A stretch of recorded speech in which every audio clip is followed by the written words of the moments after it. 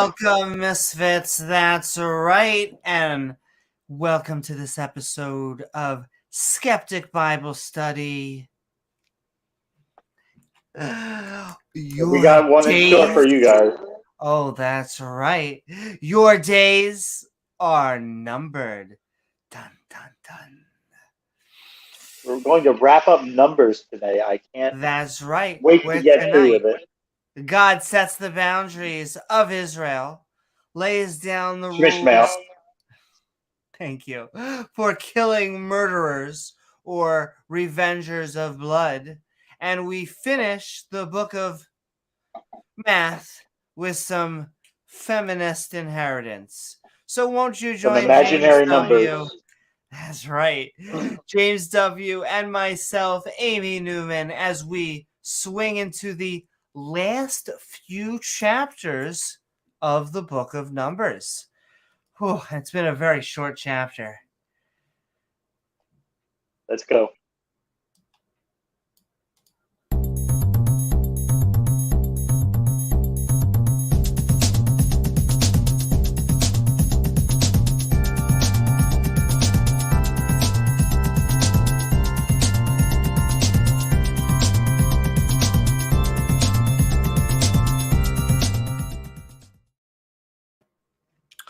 Woohoo! What is Hey, up, guys. everyone? Sent in love, I see God equals So the much square root love. of -1. X Music, Ian Davenport, Mac the Human, Pat. Woohoo! All of our badass viewers. That's right. We are sending love really to just the intertubes in general. I can't even believe that they fit them through there. How does it? You better believe it. You gotta smush them. I think that's how it happens. Exactly. You gotta have faith. You gotta just have faith. That's how you get through your vaccine 5G injections that I assume call reptilian overlords. Yes. You would never want a device that tracks you 24/7, 365. Just like you would never want a being that tracks you 24/7, 365. Yeah. Picky. But yes, if you're feeling fancy, please don't forget to like, follow, or subscribe. It's like a monocle. And pinky out always. Then set that bell icon to all so you can get reminders to see our premieres or join our live streams. And all right, with that, we're going to hand it over to Gilbert so he can explain what we're about to read. Some of you may be new to this abomination of a study. These schmucks begin by reading each episode's chapters along with the annotations on the side for funsies. The hosts are a tiny bit special, so don't mind if they butcher or replace everybody's name with something completely horrible or stupid.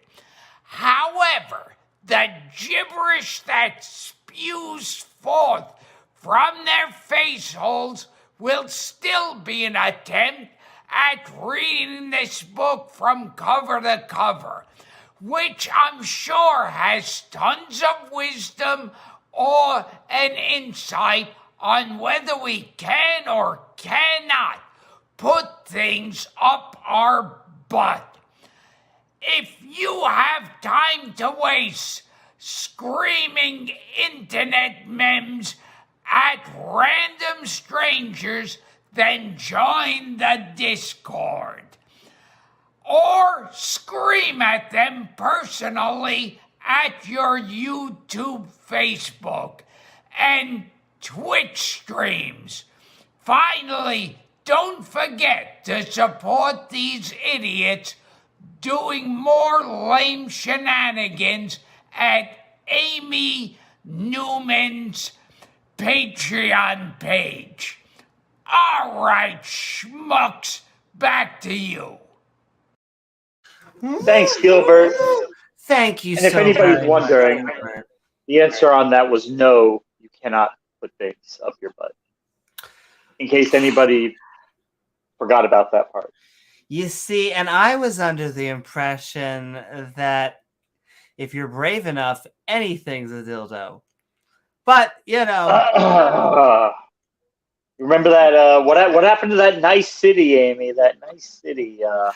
I know. God put a special fireworks show. And I love how they use Sodom and Gomorrah as a threat when I'm like, you know that's evidence that he's a terrible person ever. Like, they think it makes him look God. He does genocide at the city level and not like, you know, many different people within the city. Like, we can count his genocides in cities. We can count his genocides in planets.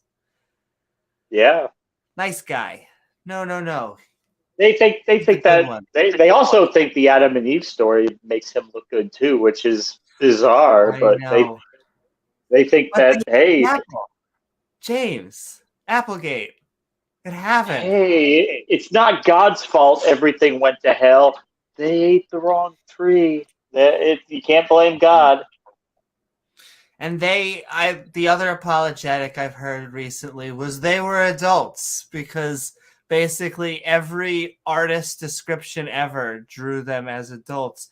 They were a day old. They were not really. They were children. They knew literally nothing about good and evil. It's definitionally in there. Yeah. I remember, and then Sunflower was like, "What do you mean they had no real moral culpability? Because they didn't know right from wrong. Yeah, but God told them not to eat it. Oh, so God gave them a little bit of morality, so they would understand it was bad to eat from the fruit, but he gave them no other morality on anything. The book doesn't even say that. It said they had no knowledge of good and evil. None. They didn't even understand clothes, Amy. They did not understand clothes. But, you know, if you're an all-powerful deity, I understand how you get tripped up by a snake. Happens. A snake with legs. Indiana Jones hated them. So, I mean, we're not just talking about any snake. We're talking snakes with legs. Talking snakes with legs. Talking snakes with legs. Not on a plane, but talking snakes with legs. So, kind of cool. Oh, and they were also vegetarian too. I was just gonna. I mean, it's pre-flood, which apparently vegetarian snakes.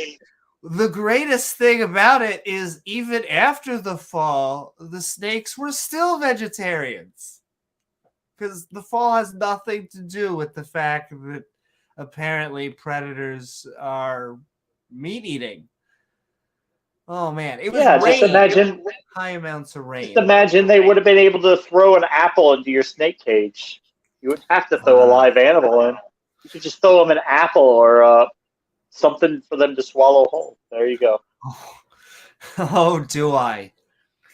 But you can tell you can tell how much science we're talking about.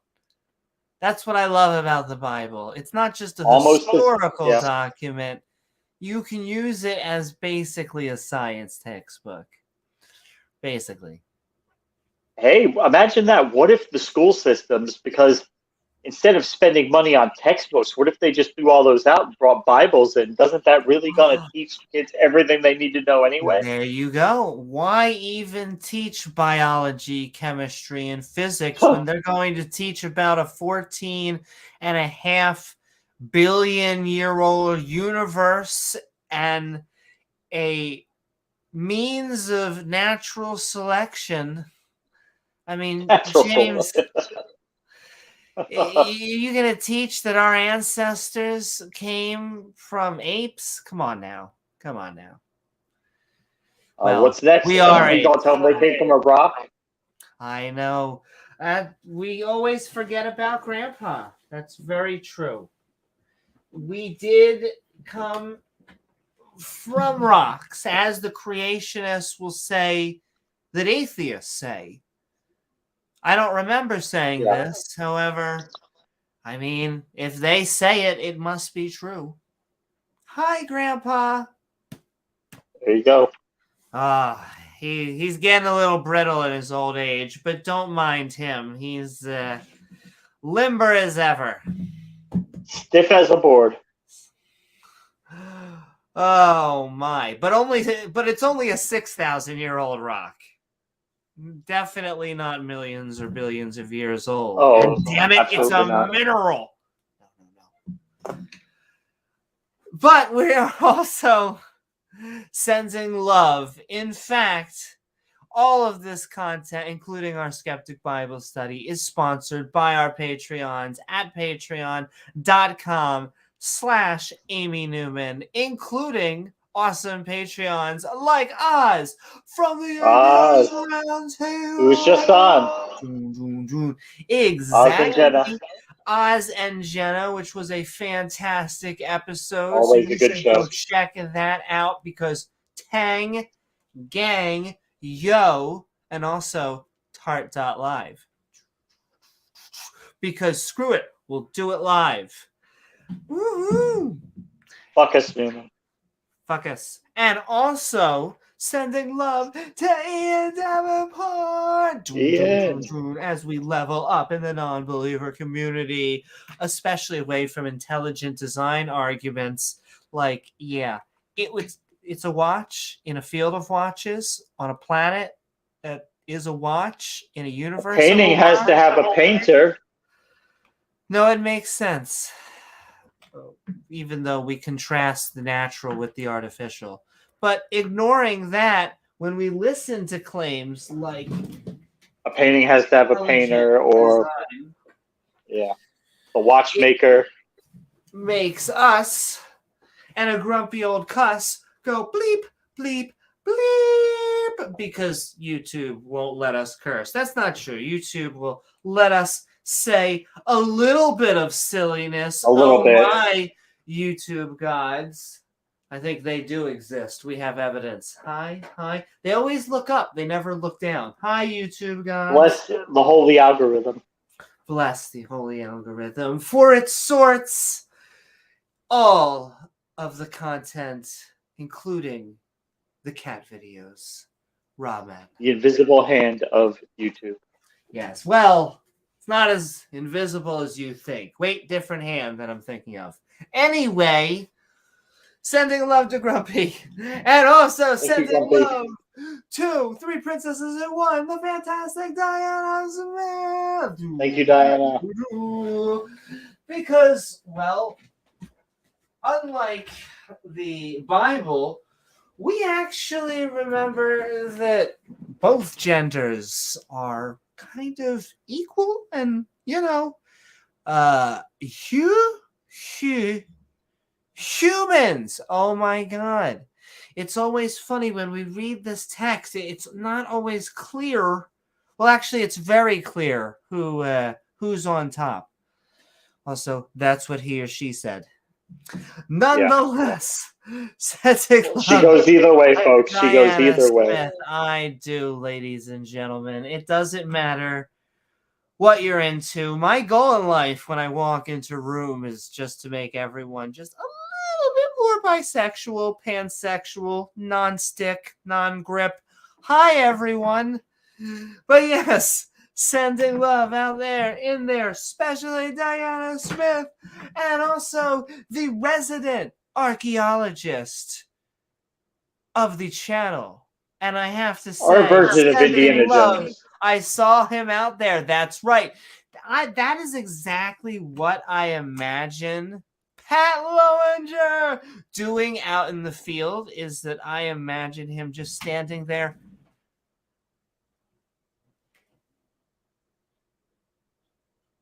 Ooh, okay, and just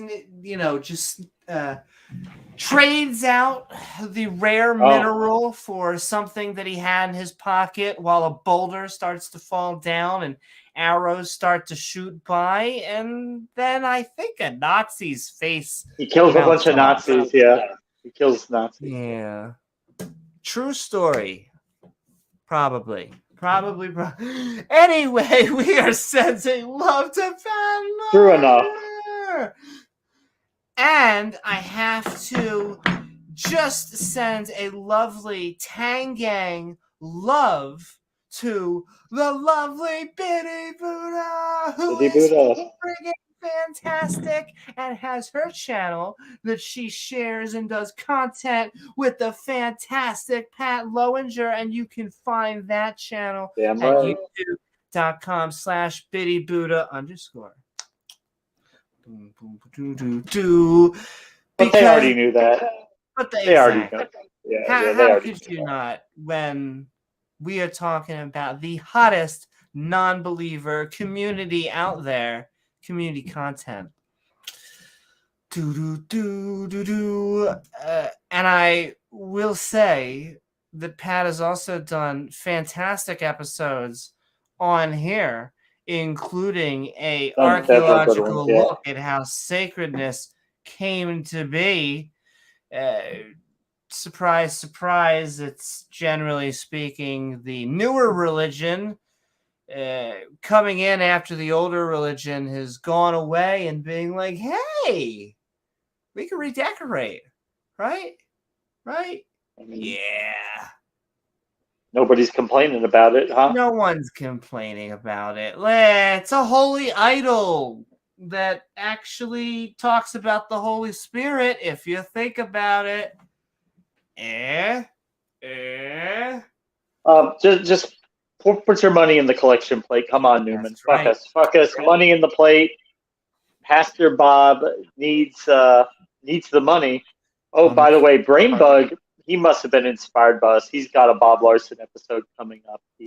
Does he? Oh my! So you guys should all head over to youtube.com/Brainbug. Hells yeah, baby! Brainbug does fantastic always fun to comments, content, to throw some shade at Pastor Bob because he deserves it. He's a really bad guy. Well, they're all selling the invisible product. Once again, certain pastors, priests, when they're not running from the police, do great work. There are actual imams, rabbis out there that wake up every day and just do good things for good people. Nonetheless, there are just some horrific money guzzling. I don't know what to call the pimps for Jesus out there. And so, hucksters for Jesus. Hucksters. Yeah. The snake oil just runs aplentyeth. And so at the commander level. At the commander level. Just have to be vigilant for. Once again, for a market economy, don't really care about people making money. But if you're going to count your airplanes and not count the people that you're giving sandwiches for, maybe Jesus isn't really what you're viewing. Really wasn't in your line of sight. If you're trying to get poor people to send you their money and you're driving around in a Rolls Royce, that's a problem. Yeah, that's a problem. And you're telling them that sending you money for you to buy another Rolex, don't worry, God will reward you in the afterlife. But James, you need that Rolex. That Rolex is what helps you get closer to God. And it's just a seed. Remember, just a seed. Planting a seed. Yeah. So sending love to Pat. And also sending love to the fantastic Dale Pastel. Dale. Who, of course, is just having us ask for, well, a little bit of empirical evidence. And empiricism, folks. If the Bible was looking for empiricism, it would be a desert. There would be not many drops of water out there. There are some historical locations that we can verify, some the probable events. Paul was Broken probably clock a real is person, right twice a day. and yet nonetheless, that doesn't mean that the events, the vast majority of events, locations, scientific inaccuracies that happen in the Bible are true, like how the earth formed, how the universe formed. Just out of order. We know this verifiably now. Yeah. Moses didn't exist. Moses did not exist. That's why I always love it. There is no last prophet. You know how we know this? There's no first prophet. Abraham did not exist. There was Yes. no Abraham. No Abraham. No Noah. No Noah. Yeah, no Joe DiMaggio. No Joe DiMaggio. No Adam and Eve. And I know there's a lot of theists out there that are like, but you're being so mean. Why are you being so mean? No, we're really not. I mean, there's been, if spoiler alert could have been added at the beginning, you've had thousands of years. Thousands of years. I think at this point we can move on and say that Santa Claus does not exist. So far, we've only came across one person in the Bible who was an actual historical person. And while the Bible has named hundreds of people so far, they refuse to drop that name for the one person we know existed so far. That would be, of course, the Pharaoh, who they call lovingly Pharaoh. Yes, the pharaohs did exist. Yeah, because they didn't have a fucking clue who the Pharaoh was at that time, because they were writing about it hundreds of years later. So they just said, there's probably a Pharaoh. It's a great narrative bet, though. I mean, probably another Pharaoh. Exactly. I mean, if you're just writing, it's like Always Sunny. You're just going to call it The Waitress. I mean, why give names? You can just have something easy. The Pharaoh. Oh, what was the Pharaoh's son name? Pharaoh. Yeah, also Pharaoh. What was the grandson's name? Pharaoh. Very original. Only people there would be any historical record of anywhere. And they knew that too. They're making up these dukes of Genesis like nobody knows who the fuck these dukes are, so we're gonna name them all. Nobody cares. Oh my god. Pharaoh. Censuses. Yeah. And numbers has been aplenty with them. But yes, Dale Pastel and the rest of us are like, wow, the Old Testament is just lacking with empirical evidence of really anything. Egypt exists. We know that. New York. Fantastic. Canaan existed. Yeah. Canaan existed. And man, do the Israelites have a hard-on for the Canaanites, even though they probably came from them. Picky, almost certainly. Picky. But it's Dave Gard just reminds us that he censors us. These types of creationists, they exist all over the globe.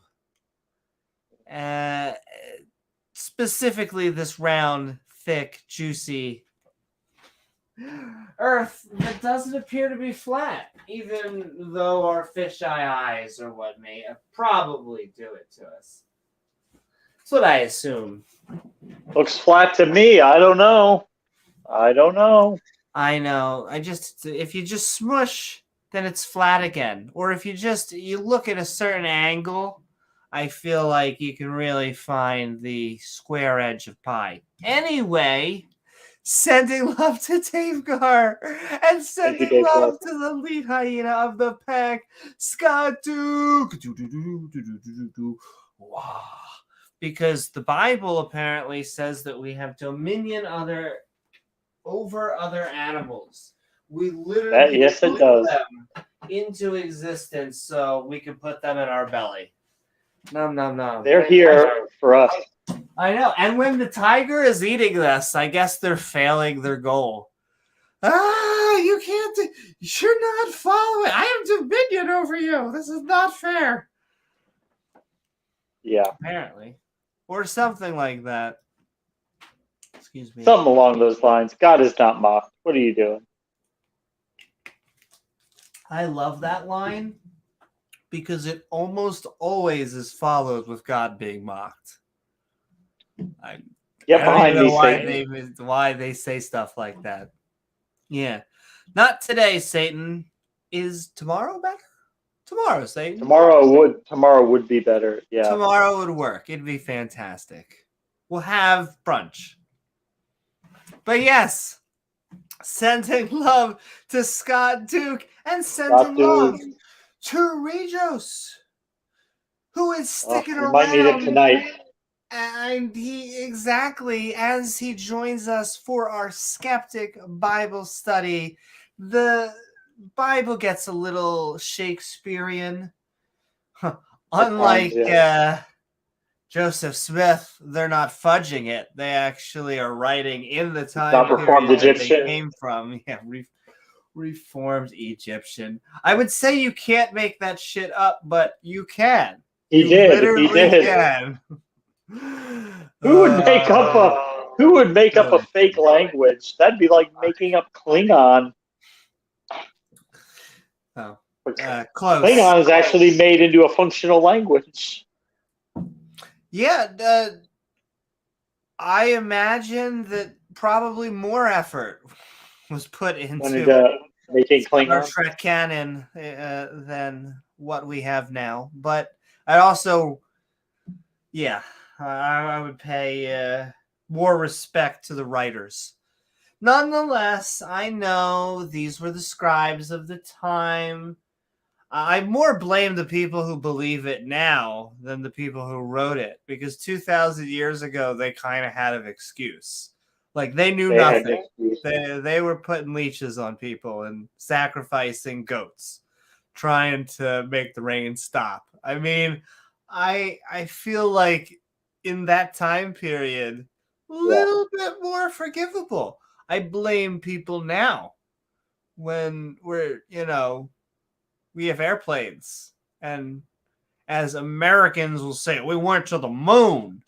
Okay, good. Then stop believing in this, everything that we're about to read tonight. Please. Superstition, please. Yeah. Yes, please. Look, and I understand. It's actually hard. It's hard to maintain a skeptical outlook because we have a lot of unanswered questions in life, and it's just easy to slide into a conspiracy theory when we have no theory at all. It's hard. I don't know is the scariest thing to say, though we don't know often. We don't know often, but there's some people who pretend that they know. Well, and that is one of the most annoying things, is that the people who do know tend to be more modest about it. Not always. And the people who have a lot of confidence, especially the people who are 100% sure. That's my favorite number, when people are 100% sure that they met Jesus, that they understand that Muhammad is the last prophet. I do not understand where they get such confidence. They seem to be the most. And it's just amazing. like the preacher was 100% sure we would all be converted to Christianity after watching his video. So. And I can't tell if that's an overcompensation because they're struggling internally, or does the correlation of just being that confident be the only thing that is your vehicle for believing in nonsense? Because if you weren't that confident in some of these freaking claims, almost like just keep pretending that it's normal. People fake it till you make it. Exactly. Fake it till you make it. Which is, I mean, that's how I feel a lot of Christians. I don't mean to pick on Christians, really, as all religions, but that's how a lot of Christians just normalize blood magic, sacrificial atonement, all this stuff. Nonetheless, last but certainly not least, we are sending love. Got the dog trying to come in over here. Puppers. We welcome all kitties, puppies, turtles, doesn't matter. Turkeys. Turkeys. We welcome everybody on here. We had a turkey at home when I was a pet turkey when I was growing up. Really? Oh, that would kill me on the inside because I would have to stop eating turkey. I really would. Like, I have such confidence when it comes to the fact that I am absolutely an omnivore. And yet, like, I can't watch anything dealing with animals while, like, I'm eating a sandwich or, like, I get guilty. Oh, my. But I'm not a vegetarian, so haven't been there yet. That would take a lot more effort. I would actually need to start eating more vegetables than I even do now. We should start with a salad, and then I'll report back to you all. But I love all of my other animal brothers and sisters. I love all of my theist brothers and sisters, and of course, I love all of my non-believing brothers and sisters. And as Randolph would say, I'm trying to make it my slogan. Just send in love. Woohoo! I got 2 now. And all right, last but certainly not least, we're sending love. Not at all. To Rachel Holland. Thank you, Rachel. Contractually obligated song. Thank you, YouTube gods. But yes, reminding us that, of course, the good book would never support slavery unless it was the good slavery. You know the good slavery, James. Oh, the one that God ordained? Because he said it was good. He said it was good slavery. So he said it was good. And the good thing about the good book is that morality doesn't change with it. It's objective. And, you know, we'll never have any problems with it. I can't imagine those having any issues. Could you imagine, like, people on both sides of a contentious issue like that, both holding up the Bible and saying it supports their side? I mean, how crazy would that be? Honestly, it would lead to a war, in my opinion, but it might be a very civil war. So I feel like it would be, you know, I'm sure it'll be fine. Imagine the people that own the slaves holding up the Bible saying, no, no, no, it says I can own them. And the people on the other side saying, no, no, no, it says that's bad. James, did you know that there were abolitionists that were Christian that were fighting the Christians that held up the Bible with passages that condone slavery? But, you know, look, come on. There were Christians on both sides of the issue. It was political. Not in the Bible. Yeah. The Bible actually was very clear cut about it. But, you know, humans were very political about it. You know, the owning other humans' property thing. This is just what happens when man misinterprets the Word of God, and when man puts a man-centered interpretation on the Bible instead of just letting God speak to us through the passages. Let the Holy Spirit come into your heart, Amy, and He will fill you with this joy that you have never felt before. And you will never have to doubt God after that. You will never doubt. You will know. You will know for sure after that. And you know what I like about this book, James, is that it has a list. And in that list, technically 600, but picky, Christians ignore them. In the top 10, it says, thou shalt not own slaves. And so it was very clear cut. And wait. Oh, it doesn't say that. That's weird. It did say, though, not to boil a baby cow in his mother's milk. So I guess that is equivalent. That made the list. Not that I don't think that was a recipe I've ever heard of, but I guess somebody did it. Have you ever heard of the war of people going, boiling a goat in its mother's milk? So, whew. I get it now. That's why it doesn't happen, because the Bible said not to do it. Otherwise, it would be happening all over the place. Exactly. If they didn't write it down, how would we know? The Bible nipped that in the bud right away, so we never even had to deal with that. Yeah. Praise God. Praise God. Also, praise our Patreons. Thank you so very much. Thank you, guys. And praise everyone and sending love to all of you out there in the inner tubes, in chat, the mods keeping everything so warm praise and toasty. That's right. Who we need to talk to? We need to talk to more theists just in general so we can get more debates on Debate Me Brah. But in case you guys don't know, I have a debate coming up next month. And that's right. Keep on sending on Standing for Truth, right? Truth. March 11th. March 11th. Me versus Dr. Dino himself. Dr. Dino. The evil one himself, Kent Hovind. Dr.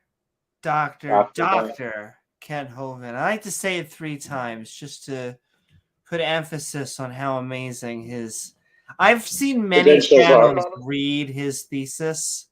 That would be an interesting podcast. Have you ever looked at any of it? I haven't, but I can only imagine that it's a gem. An absolute gem. It's truly a scholarly work that you might expect to see from one of your nieces or nephews on the refrigerator with from elementary school. And I'm sure it came from a very reputable degree.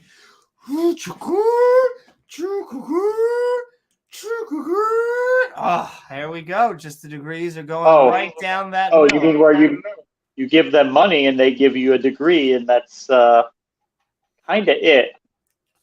Make it rain, James. Make it rain. What? No, I'm sure he's a fine doctor. I'm sure he goes out and teaches fine science.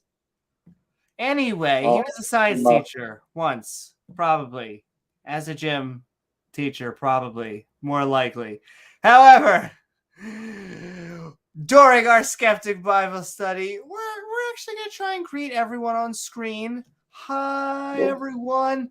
However, if you want your specific thoughts, questions, or one-liners, now's your time, baby, to get them read out line and help us find your comment by tagging James W. or myself. We are watching. We're watching. Amy Newman. My eye is on you. Oh, baby. After the chapters are done, we will be switching into a short open mic so you can tell us face to face about the wisdom we just experienced, and oh my, I'm sure it's packed filled with wisdom. And hey, if this is your first time to the series, you may be asking, what version of the Bible, the Bible, are we about to read? Why, what a fantastic question, which brings us... Before we begin, I'm going to start by going over the specific Bible we'll be reading, along with some helpful category marks. Categories, you say? Why, yes I do. You see, we're going to be reading from the Skeptic's Annotated Bible, an entire King James Bible lovingly fawned over by a skeptic who decided he would add his own notations. These are little flagpoles of sanity put in use to remind us that, hey, maybe slavery is evil, including categories like absurdity, injustice, and cruelty, but also a good amount of intolerance, contradictions, and conflicts with science or history. That doesn't mean it's not packed full of misogyny, false prophecy, and some questionable biblical family values. Now, we won't skip the good parts that the Bible has, only that these passages seem far fewer in number than any priest or pastor seems to suggest. So without further ado, won't you come join the skeptic crew? Oh, they're already here. Woo-hoo! What is up, everyone? That is right. And welcome to our Skeptic Bible Study. Your days are numbered. Dun dun dun. On the Not previous today, episode, the journeys of Israel Shmishmael, the children of Israel went on a journey after watching the Egyptians bury their firstborn sons, as you do. Aaron finally got to take a permanent nap, and the God of love commanded the Canaanites to be murdered. In this episode, can I not? Your days are numbered. God sets the boundaries of Israel, which I'm sure will never be fought over. Yeah. Lays down rules for killing murderers or revengers of blood. Sticky. And we finish the book of math with some feminist inheritance. So join us. Not the book of meth, right? No. That would be a way more interesting book. A way more interesting chapter. So we're not members of the meth of this church. I feel like that's the book of Revelation, but that may be much further. Excuse me. Yeah.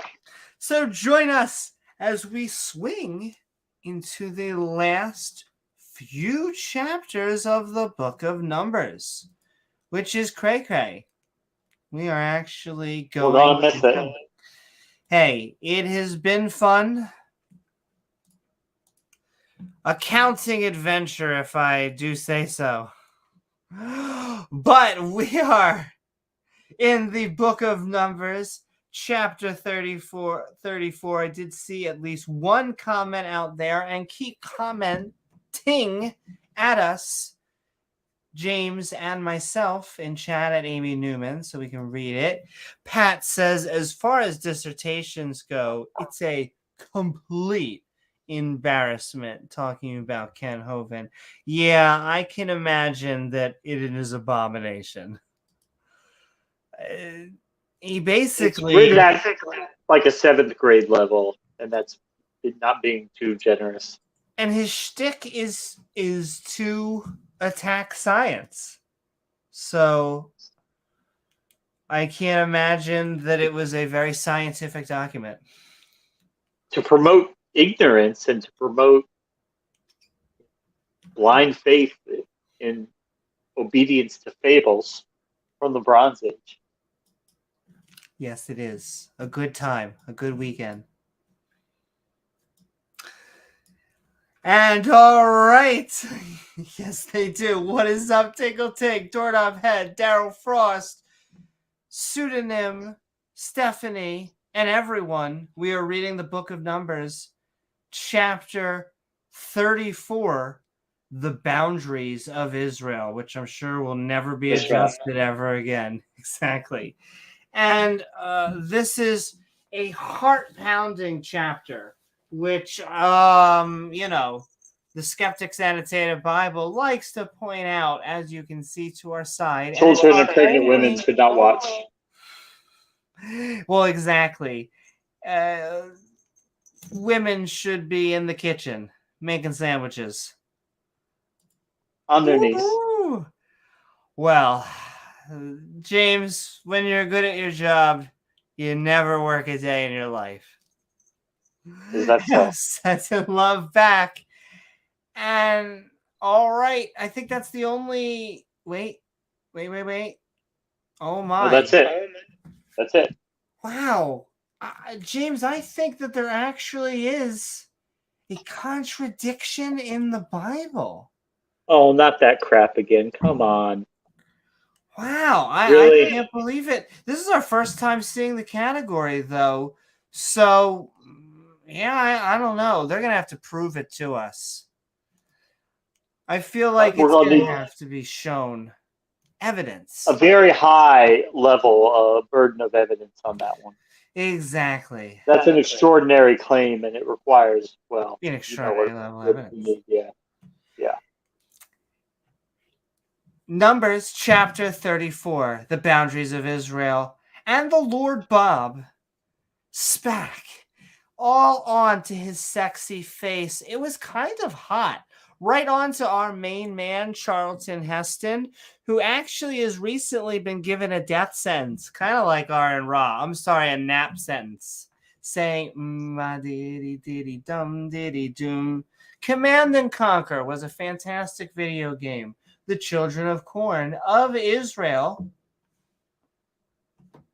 Shmishmael.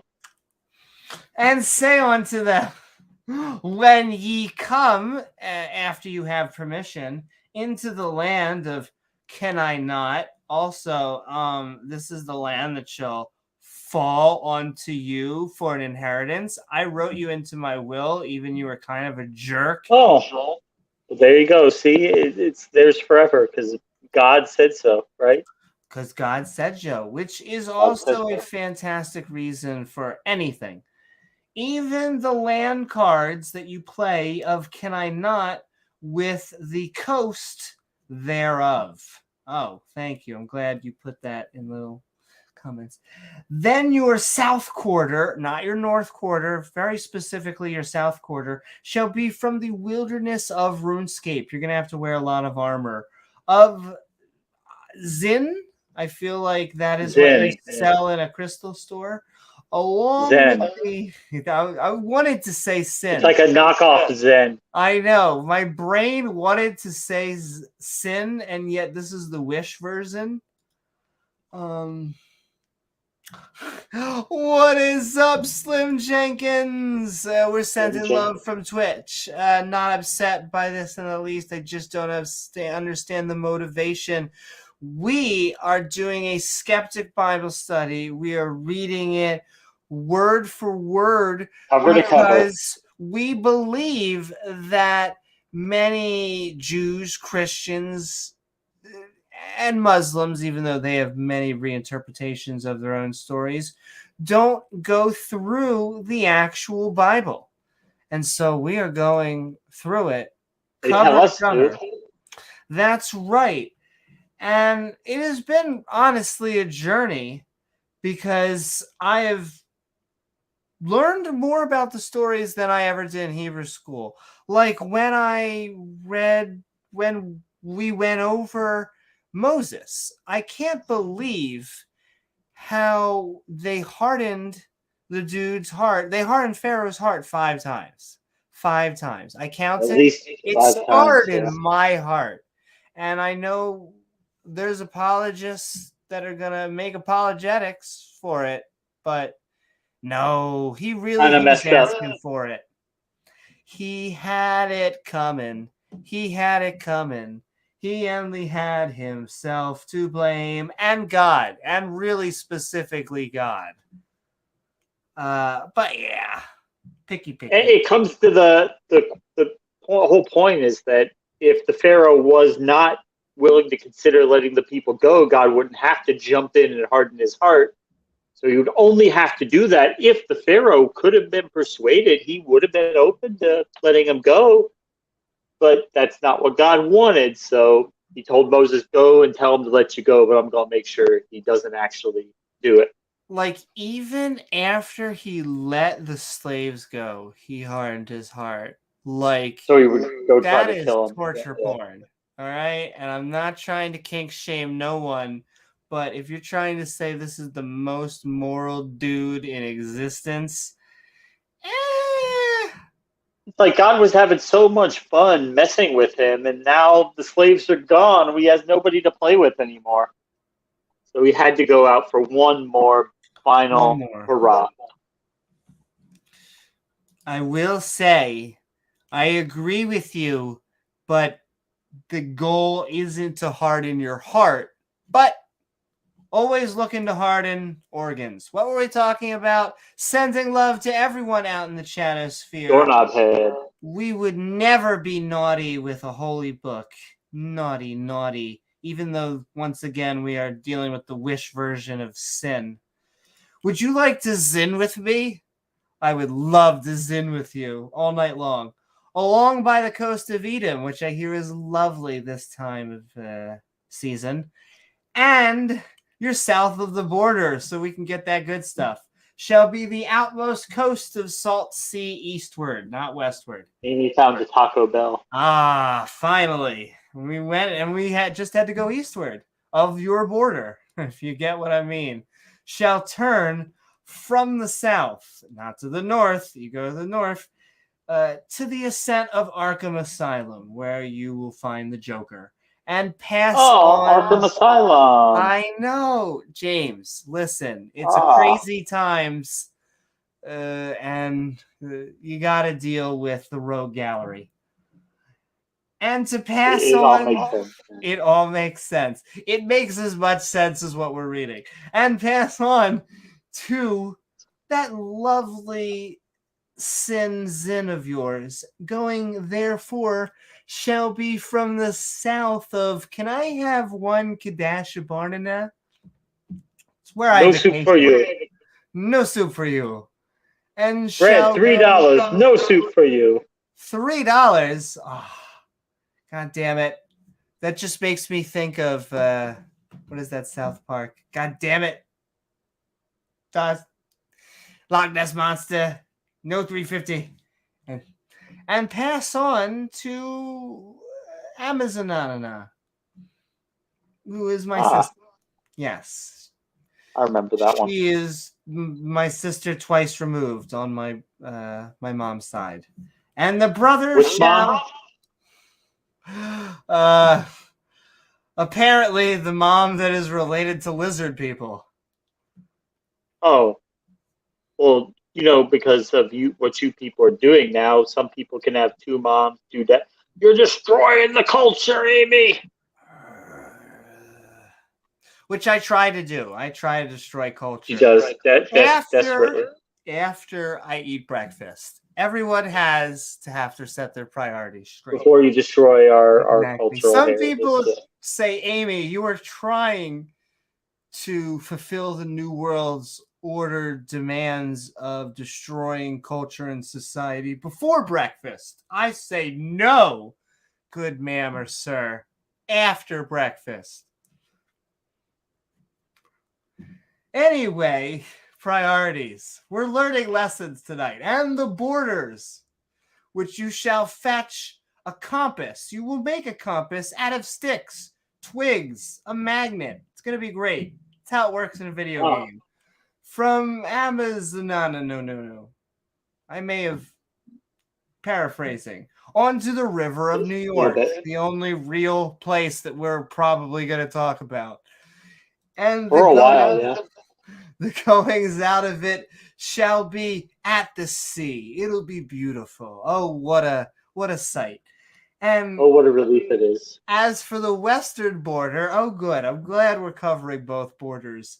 Oh, where, excuse me, we're getting Shakespearean. And he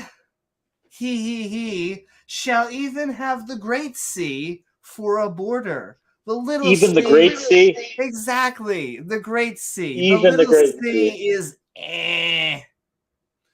This shall be your west border. And this shall be your north border. Oh my goddess. He really is micromanaging. Like, this is a real-time strategy at this point. He just draw lines. I mean, it's kind of like when you micromanage their uniforms for R and Rock. Oh, I'm sending love. Slim Jim Pickens says, well, Twitch chat messages have a net zero conversation with the opposing view. It's true, we are trying to promote the opposing view out there. Doesn't matter if you're on YouTube, Facebook, or Twitch. This is y'all's space. It is non-believer heavy. Welcome. We are the skeptic community, and if you want to do it then dog bless. I think you meant God bless. I get you. Everything ain't for everybody. Have a good night. Well, we hope you sincerely have a good night. I am not sarcastic, Not at all. I know it may come off that way because we're having a little fun with the old Bible, but we sincerely love our theist brothers and sisters. I will say it over and over and over because you can't have unconditional love with a condition. Oh, but it is a skeptics heavy domain out here. We are Indeed. fostering the non-believer community. I think it's very important when you lose your religion to have the good elements, in my opinion, the good elements that religion offers or offered, because I actually think we do it better without the double-edged sword. We will go out there and offer sandwiches without needing the God as bait, I would say. Not to say that there aren't good theists doing good things. There are.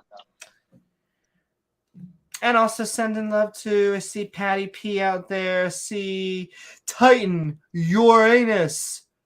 Woohoo! Commander Jerry, what is up?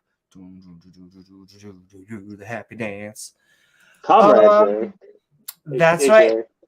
I'm sending love to everyone out there, and we are reading Numbers chapter 34. In fact, we are finishing up Numbers tonight. It is a Numbers party. We are doing it.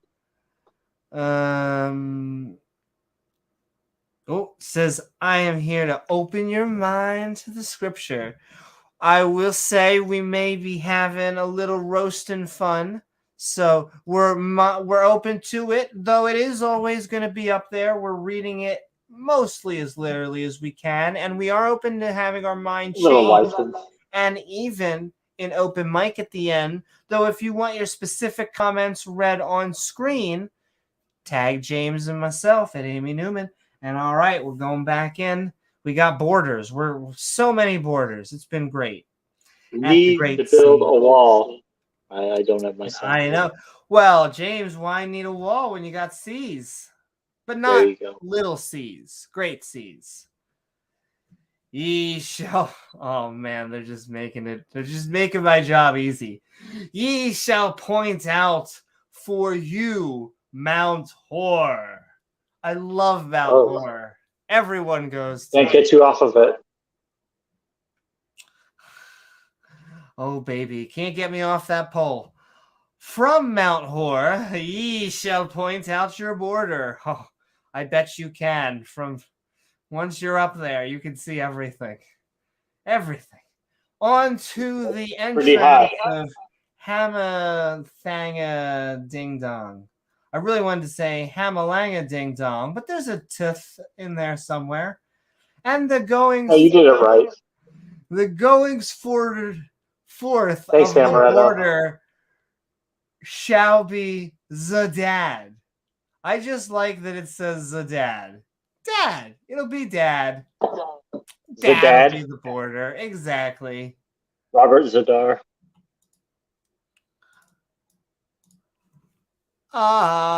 Amen. See, it's starting to make sense. Save the world from butt sex. You see,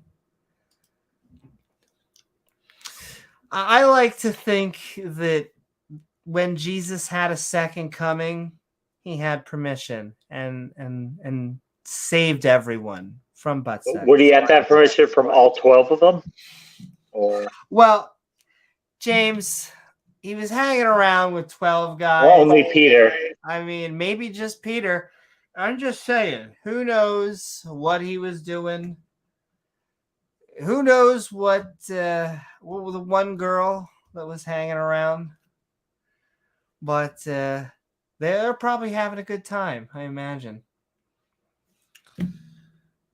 And from Mount Hor, okay, Zadad, and the border shall you go. The border shall you go on to Zac Efron. Right on to him. And the goings out it shall be Hazar-Ananan. My favorite. This shall be your north border. And if you complain about it, you can find the complaint department right here, buddy. Right here. They need a complaint form. Need a complaint form. And ye shall point out your east border from Hazarana all the way to Shepram. Oh, I'm glad. And the coast shall go down from Shepron down to Chili's baby back riblets. On Barbecue the sauce. east side, exactly, of Ion. And the border shall...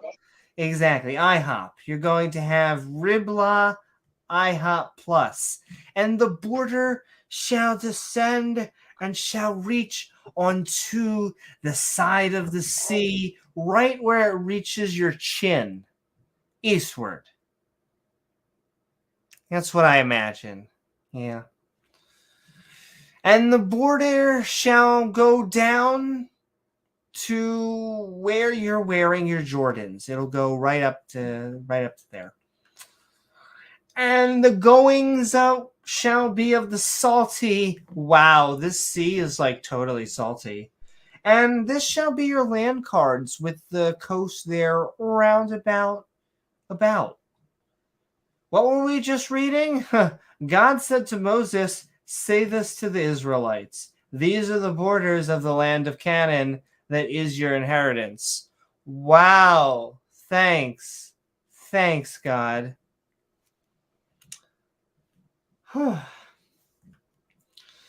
I feel like God just needs to cliff notes this shit, but, you know, be too easy. And our main man, Charlton Heston, this dude who has not had a pay raise in kind of forever, commanded the children of corn of Israel, Shemishrael, saying, this is the land which ye shall inherit like a lot. Like kind of a lot. Which the Lord Bob commanded to give unto the 9 tribes, which was kind of a fantastic album. And also to Half and Half the Tribe. Can I have Half and Half Tribe? Oh, man. Like, full tribe just makes me fat. For the tribe of the children of Dave Rubin, oh, man. According to the house of their fathers, we're getting a little Games of Thrones, but okay. And the tribe of the children of corn of Gadsad, according to the house of Game of Thrones, have received their inheritance. Please, sire, my inheritance. probably from, the dude around me, but please, sire or daddy, my inheritance. And half the tribe of the Manischewitz wine have received their inheritance. Oh, thank you. The 2 tribes and the half tribe have received. James might have been summoned by Satan. This podcast also sponsored by Satin. Not quite Satan, but 50% softer. Oh, he's back.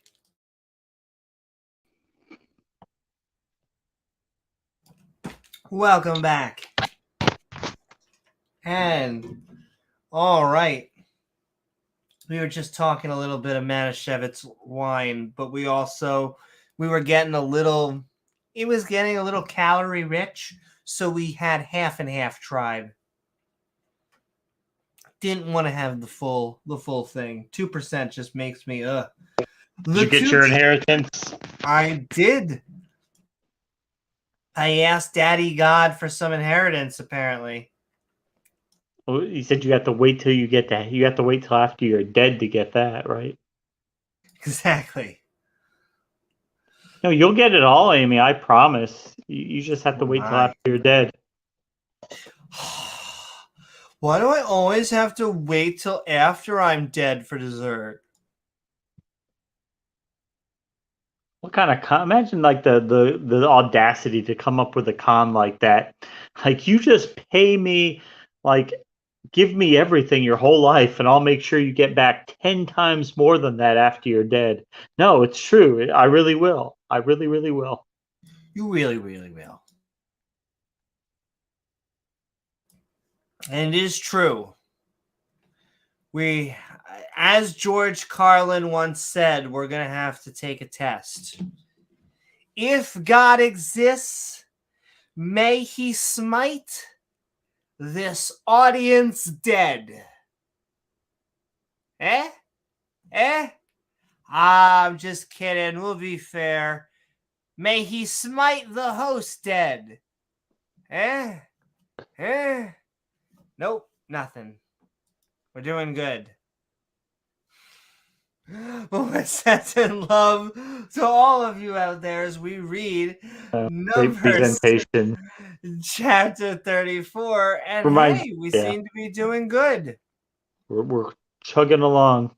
That reminds me of when James Randi would start his presentation by eating an entire bottle of homeopathic sleeping medicines. It's like, do not take more than 3 or in a 24-hour period. Oh, I'll take like 25. And he's fine. Doesn't do shit. It's just water. It's literally nothing. Well, not nothing. It's diluted. To the point of being practically nothing. Yeah. Yeah. The 2 tribes, not the 3 tribes. That would once again be a little bit too much.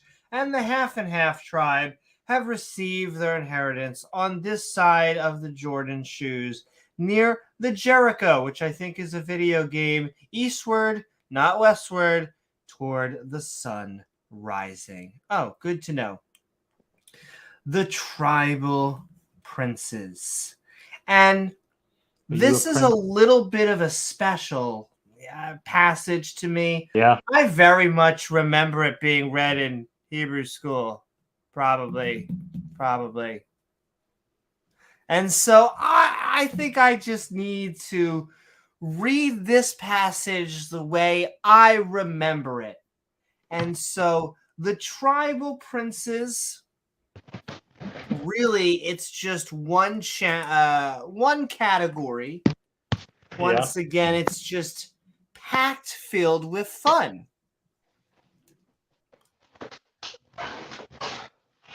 And so to remember all of that fun, we're going to have to remember the tribal princes and the Lord Bob Spack unto Charlton Heston, our main man, saying, "These are the names of the men which shall divide the land unto you. Elzar, Bezelzar the priest, and Joshua the son of Nun. And he shall take one prince of every tribe to divide the land of inheritance. And the names of these men are these of the tribes of Judah, Muda, Caleb, the son of Jephunneh, and the tribe of the children of Simon Cow, Shemuel, the sign of Hamo, Anahana, and the tribe of breaking Benjamins. Eldad, my Heldad, the son of Chisel's son, the prince tribe of the children of Dan. Bukaki, the son of Jagalai, the prince of the children of Jodamagio. For the tribe of the children of the Manashevitz wine, Hanel, the son of Iphid, and the princesses of tribe, the children of Aphiphramam, Kimmel's son who shit the pan. But it's okay, because the prince of tribe and the children, Zebulun, Ephel's son, and son of Park-Nok. And the prince of the tribe of the children of Issachar, which kind of sounds like what I name variables. Patel, the sons of Azan, and the prince of the tribe of the children of Asher, kind of like Ash Ketchum, or Ash from League of Legends. Take your pick. Aphid, the son, oh my, of Shelamana Ding Dong, and the prince of the tribe of the children of the Naphtali. I'm pretty sure they have an island for people like that, and the son of Athamanad. These are they whom the Lord Bob commanded to divide the inheritance on the children of Israel in the land of Canaan. Anyway, that's how I learned it in Hebrew school. Well, what do you think? Oh no, it was packed filled with wisdom. I'm so glad that was in the Bible and this can't be edited. Anyway, what did we just read? God said to Moses, Elzar and Joshua will divide the land for you. One prince from every tribe will get an inheritance. Caleb, the son of Jabunnan, from the tribe of Judah. Oh, thank you. Thank you. You're welcome. I mean, we finally got through a little bit of wisdom. Oh, but yes. Now. If you have just joined us, we have just gone through Numbers chapter 34. We're actually 3 chapters, and now, boop, 2 chapters to the end of the book of Numbers.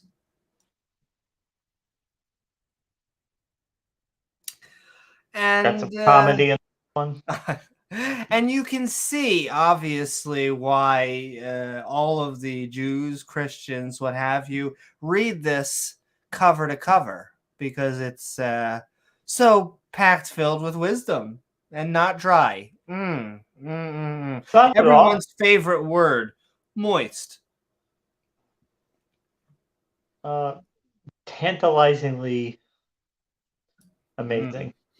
Tantalizing. That's right. And we are moving towards the book of Numbers, chapter 35, suburbs for Levites, because apparently you need to lay down the suburbs. Once again, I'm just glad that God is micromanaging. He apparently disappeared, but he's making a nice gay TED community. Once again, why? It just seems very random. But, what do we know, James? We don't see the 4D chess like God does. Though it does make us laugh, which is our first category for the book of Numbers, chapter 35. Yeah, I mean, we're kind of like ants in the ant farm looking out and making fun of the people, and that's like us looking out at God and trying to figure out what he's doing. Exactly. It only looks cruel, evil, and stupid to us, but really, it's amazing and beautiful and empathetic if you see it from God's view. And the people burning. If you could see them, oh man. They just don't get it. They will, though, after eternity. Wait. Oh, eternity. Damn. Anyway, suburbs for the Levites. We're laughing, and for some reason, once again, the excitement is palpitating because God, the creator of the universe, is creating suburbs. Yay, suburbs. It just seems random. Gentrification of Canaan. But, James, what do we know? And the Lord Bob spat all over onto Moses, our main man, Charlton Heston. It was super hot. How hot was it? Look, I love me some Yowie. So, anyway, in the plains of Moab Plohab by Jordan, maybe it was Jordan Peterson. By Jordan Peterson, near Jericho, the video game, saying, "Command and conquer the children of Israel." Schmishmail. Oh, I'm not moving forward until waiting for Gizmo to say it. All right. Hi, Gizmo. The true executive producer. That they I don't know, gave... Ken. God's a dick. What can we say about him? Dare God not make us rich. Hashtag rude. I know. I will say Yahweh seems to be a dick. I mean, that's just my opinion. That is just my view. But he has anger issues. He seems to have abandonment issues. And he does not do well as a father figure. Adam and Eve just was not really a great example of parenting skills gone well. In my opinion. Not an example of anything going well. I'll be honest with you. There are not many stories I can think of where God gives commands and shit goes right. Like, True. It's very hard for me to think of. Humans always seem to be able to foil his perfect plan. Which is kind of weird for a god. You would think he'd be able to get around snakes and humans, able to foresee fallen these problems angels or whatever the and Satan work around is. them. Yeah, like he'd be able to see the problems that are going to happen before they happen and work around it so that it doesn't happen. But yeah, but then again, Amy, we don't understand. we just don't his understand the 4D chess exactly. Yeah. But yes, we're back. We're getting really tight Levi's jeans. We're commanding them to take possession. Wow. You know, it really... I'm all giggles, and then I'm like, ha, ha, ha, God's commanding them to take possession of someone else's city. And then you wonder why we have political strife. My Jesus. All your base are. I mean, I'm not political at all. I think that the the difficulty in the Middle East between both sides is religion, which actually makes it one problem. But The big I part wonder of where they get it from. Go figure, right? Go figure, exactly. But yes, go take their shit, apparently. It says so in the Bible. And go to dwell in it. And those Levi's jeans are going to be, for ye shall give also onto the Levi's jeans suburbs. It's going to be great. It's going to be a sitcom. For the cities will have many roundabouts. It's going to be annoying about them. Geriatrics. Exactly. All over. All over. And the cities shall they have to dwell in, and the suburbs of them shall be for their juicy, juicy burgers, and for their holes. What the hell is it? The Whole Foods market? I forget what it. Whole Foods. Whole Foods. You know, the hole with the things that you put in your mouth for nutrition. Food. Oh, that's a good name. Whole Foods. And then the Lord God went to every Wendy's and made all the patties round. He cut the corners off all the patties in all the Wendy's. Oh, you're just making me crave. Even though I freaking think cows are adorable, you're just making me crave a burger. My cognitive dissonance going up. Yes. And the suburbs of the cities which shall give unto the Levi's jeans shall reach from the wall of zombies of the cities and outward 1,000 cubits, which we really won't go into because then that would be logistics in the Bible. Roundabout. 15 feet. That's all you need. 15 feet of nice, thick pin. Ye shall measure from without the city on the east side 2,000 cubits. Oh, if you thought 1,000 cubits was enough, call now and we'll give you 30 feet. 2,000 cubits. Exactly. But wait, just in, Amy, if they call the next 5 minutes, we can throw in another 500 cubits for 2,500 cubits. Have you ever heard of a deal like that, Amy? James, have you ever never heard of so good a deal? We basically have cubits coming out of our cubits. Anyway. And kill them all. Yeah. Kill them all. Signed, the God of Love. And 2,000 cubits. And on the north side, not the south side, 2,000 cubits. And this city, this Sim City, shall be in the midst. This shall be to them the suburbs of the cities. Oh, fantastic. God said to Moses, command the Israelites to give the Levites the suburbs of their cities. Cool.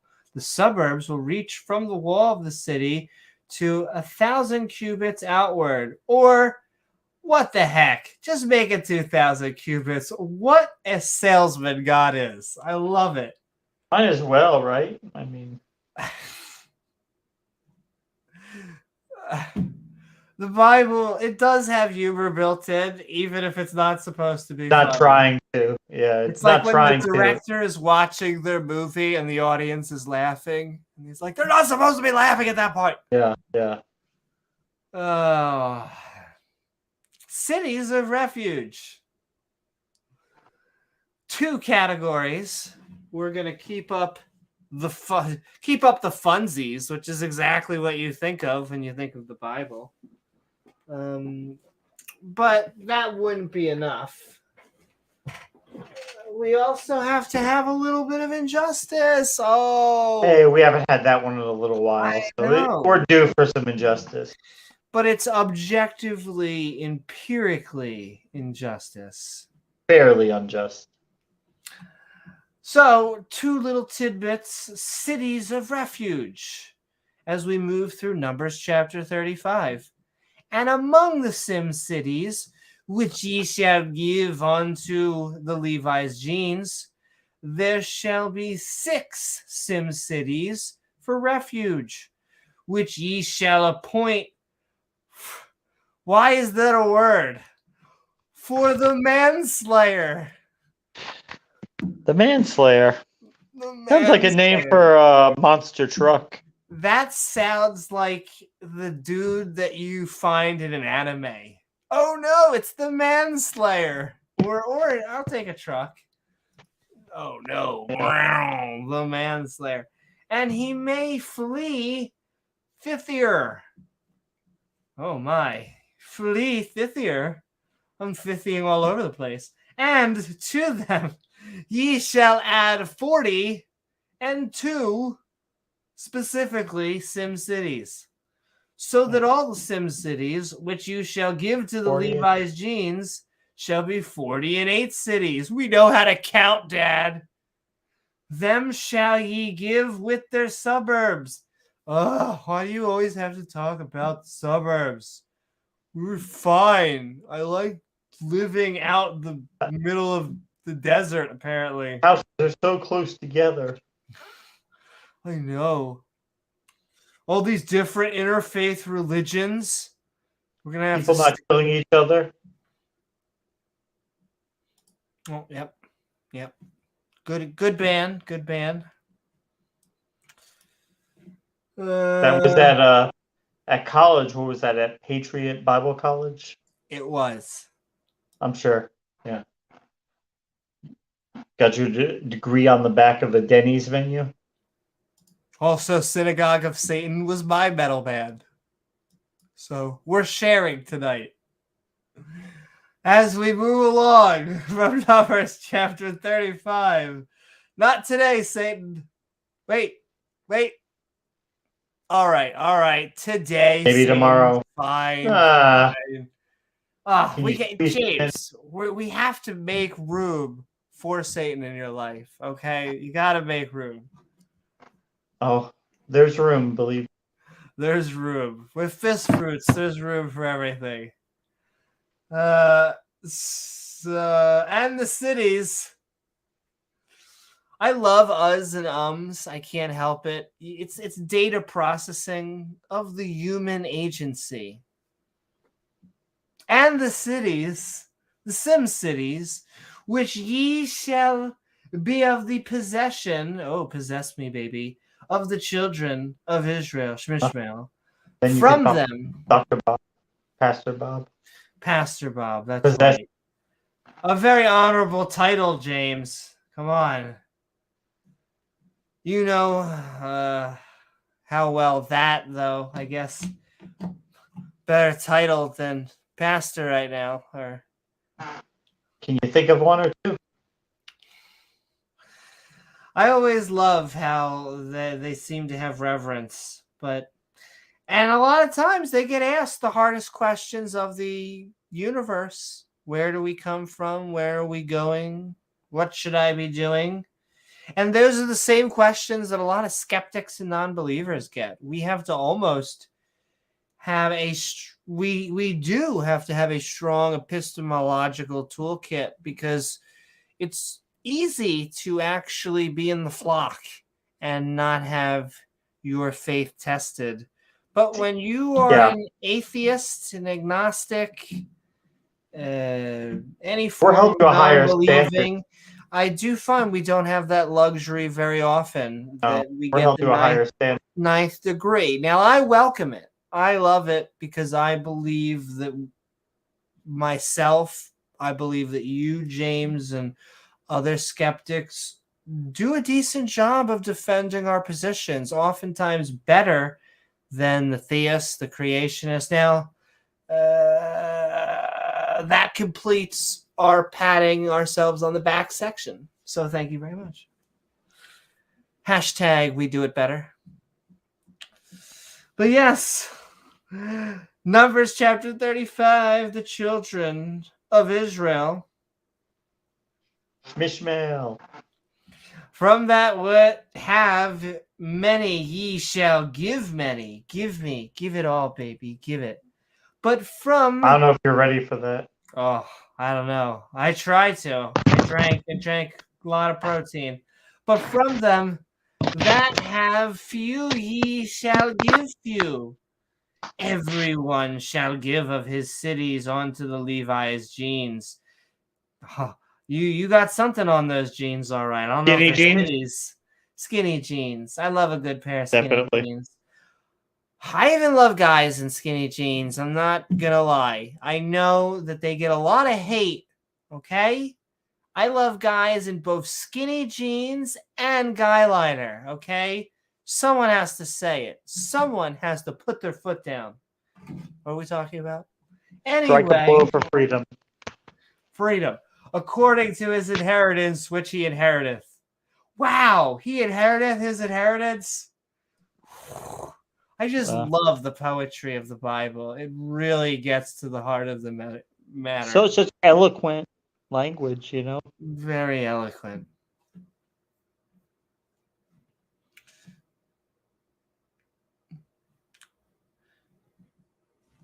Well, we're just sending you love, Patty P. I know we're doing a little roasting and We're a little toasting. intense. Well, and we're scuffing. I can only imagine what it's going to be like when we get to the Quran. I mean, we're going to be doing the exact same thing along with the Book of Mormon. The stakes are higher. Which it shouldn't be that way. If I have a moment, give me just 1 second. Oh, you've got time. I can't help it. I naturally like to cause blasphemy. I'm looking for. I don't have anything to draw on, but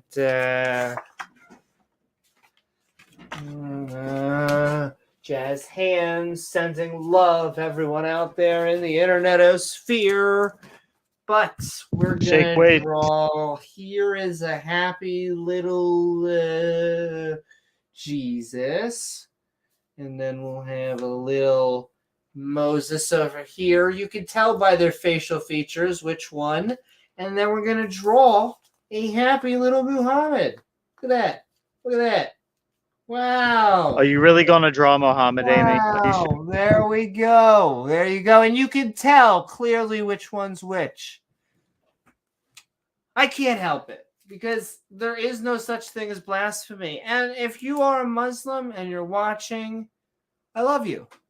I have no hate towards you. I would break bread. I would smoke hookah with you right now. It has nothing to do with the specific religion. It has to do with religion, which is a superstition. So, we just don't mind. Yeah, exactly. If this had any evidence for it being true, we would not mock it. It's why we're not sitting here reading a biology textbook and just skimming through it and being like, genes That's mutate basically what they and the do. environment naturally selects them. I know. We're not doing a John Maddox, so like funny.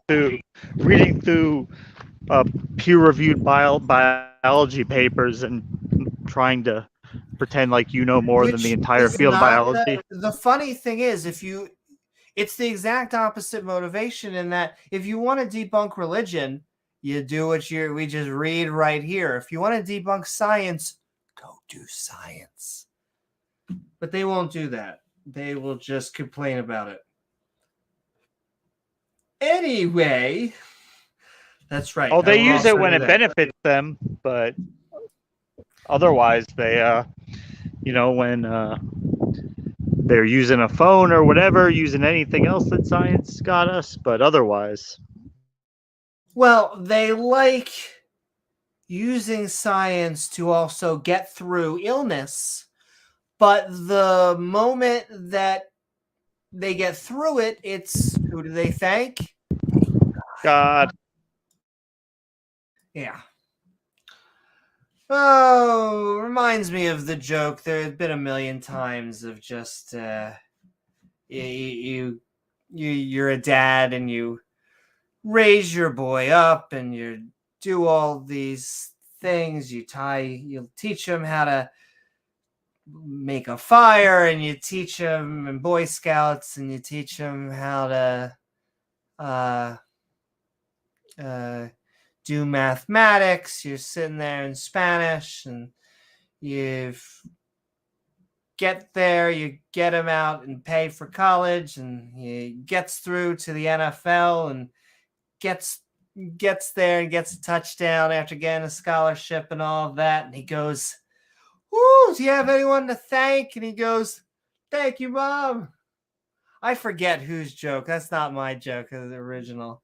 But they blame God for the science, who clearly is doing the heavy lifting. Nonetheless, we are Skeptics Annotated Bible, Numbers chapter 35. Your days are numbered. We are finishing Numbers tonight. Yay. That's right, doorknob head. An animal. Which they always say like such, "You're telling me that we're animals? How dare you?" Yes. Like, and it's Ken Owen says, you tell the kids in school that they're animals, they all evolve. No wonder they act like animals. And it's because they look down on other animals when I look up at other animals. And so to compare me to a sea slug is not an insult. I know that to a creationist, it sounds like it. I know that we're so desensitized to sentences like that it sounds like it. But you know how much DNA we probably share with a sea slug? Indeed. I mean, they are the one branch of Eurocrite multicellular organism. So they share a butt ton, vast majority, and yet we shit on other animals all the time. It bothers me. Once again, omnivore, carnivore. I'm not trying to sell you on anything, but to treat other animals nice, it is the least we could do. They are not under our dominion. Hashtag. Spack. All right. And the Lord, once again, he is spacking all over onto Charlton Heston, saying dum-ba-dee-dee-dee-dum-dee-dee-doo, but also speak unto the children of Israel. Shemishmael. And say unto them, when ye become all over yourselves. And onto Jordan Peterson, which makes it awkward. Clean yourself up. Clean yourself Wipe yourself down. 12 steps for cleaning yourself down. Into the land of... can I not? You can. Thank you. Then ye shall appoint your sim cities to be cities of refugees. Refugee camps for you. Oh my. That the slayer... Yes. The manslayer. Concentrate. The manslayer may flee. Flee thither. Oh my. Bob Larson is the manslayer. Which killeth any person at unawares. Well, I didn't want to be killed, but if I'm going to be killedeth, that's a little bit better. It's a little Shakespearean. And they shall be unto you all over, unto your sim cities for refugees, because they will call the Avengers. Yeah, got finally exciting. That the manslayer die not, until he stand before the congregation in judgment, I assume, of the manslayer. The manslayer. Manslayer. And of these sim cities, which you shall give 6 flags, shall ye have for refuge? Well, at least that sounds fun. So we're getting places. Ye shall also have 3 cities on this side of the Jordan Peterson. Yay. It's a very large Jordan Peterson. 3 cities. You'll also get 3 scoops of cities. Shall ye give in the land of... can I not? Which shall also be cities of refuge. Thank you. These 6 flags shall be refuge, both for the children of Israel Shmishmael. and for the stranger danger, and for the sojourn among them, and every one that killeth, and any person that unawares may flee a thither. Oh, how you flee a thither. Okay, what the hell did we just read? Well, go establish 6 cities of refuge, 3 on one side of the Jordan and 3 on the other. Oh, thanks. Whoever kills someone accidentally can flee to one of those cities. Okay, thanks. Strange kind of court system. Yeah, but okay, you are God, so I guess however you see it in your infinite wisdom. Just imagine you're out driving, you accidentally run somebody over, and you have to flee to one of those cities. Whoopsie! Oops! It was an accident. Sorry, I had to go to the city of refuge.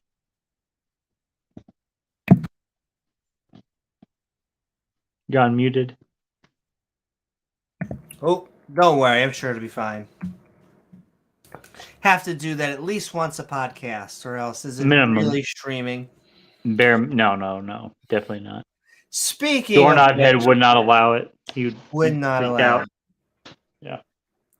A murder refuge, which is my favorite sentence today.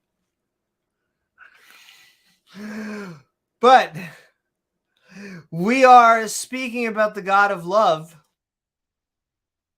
So reading much love. Numbers chapter 35. Whew.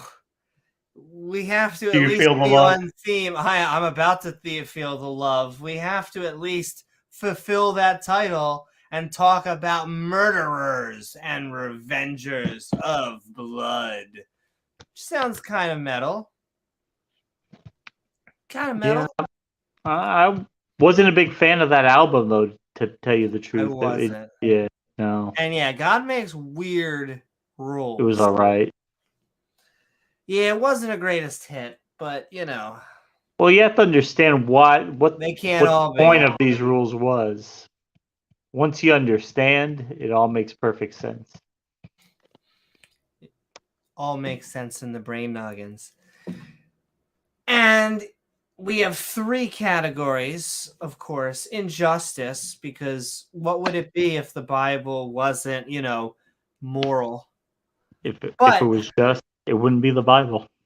But we have to spread some kind of blood. We haven't had any sex, so it's about time to spread that violence. Thrown anybody into wood chippers lately. Exactly. Poor Jesus. Yeah, Jesus cries when we don't have blood on our hands. And so, time to fulfill that category.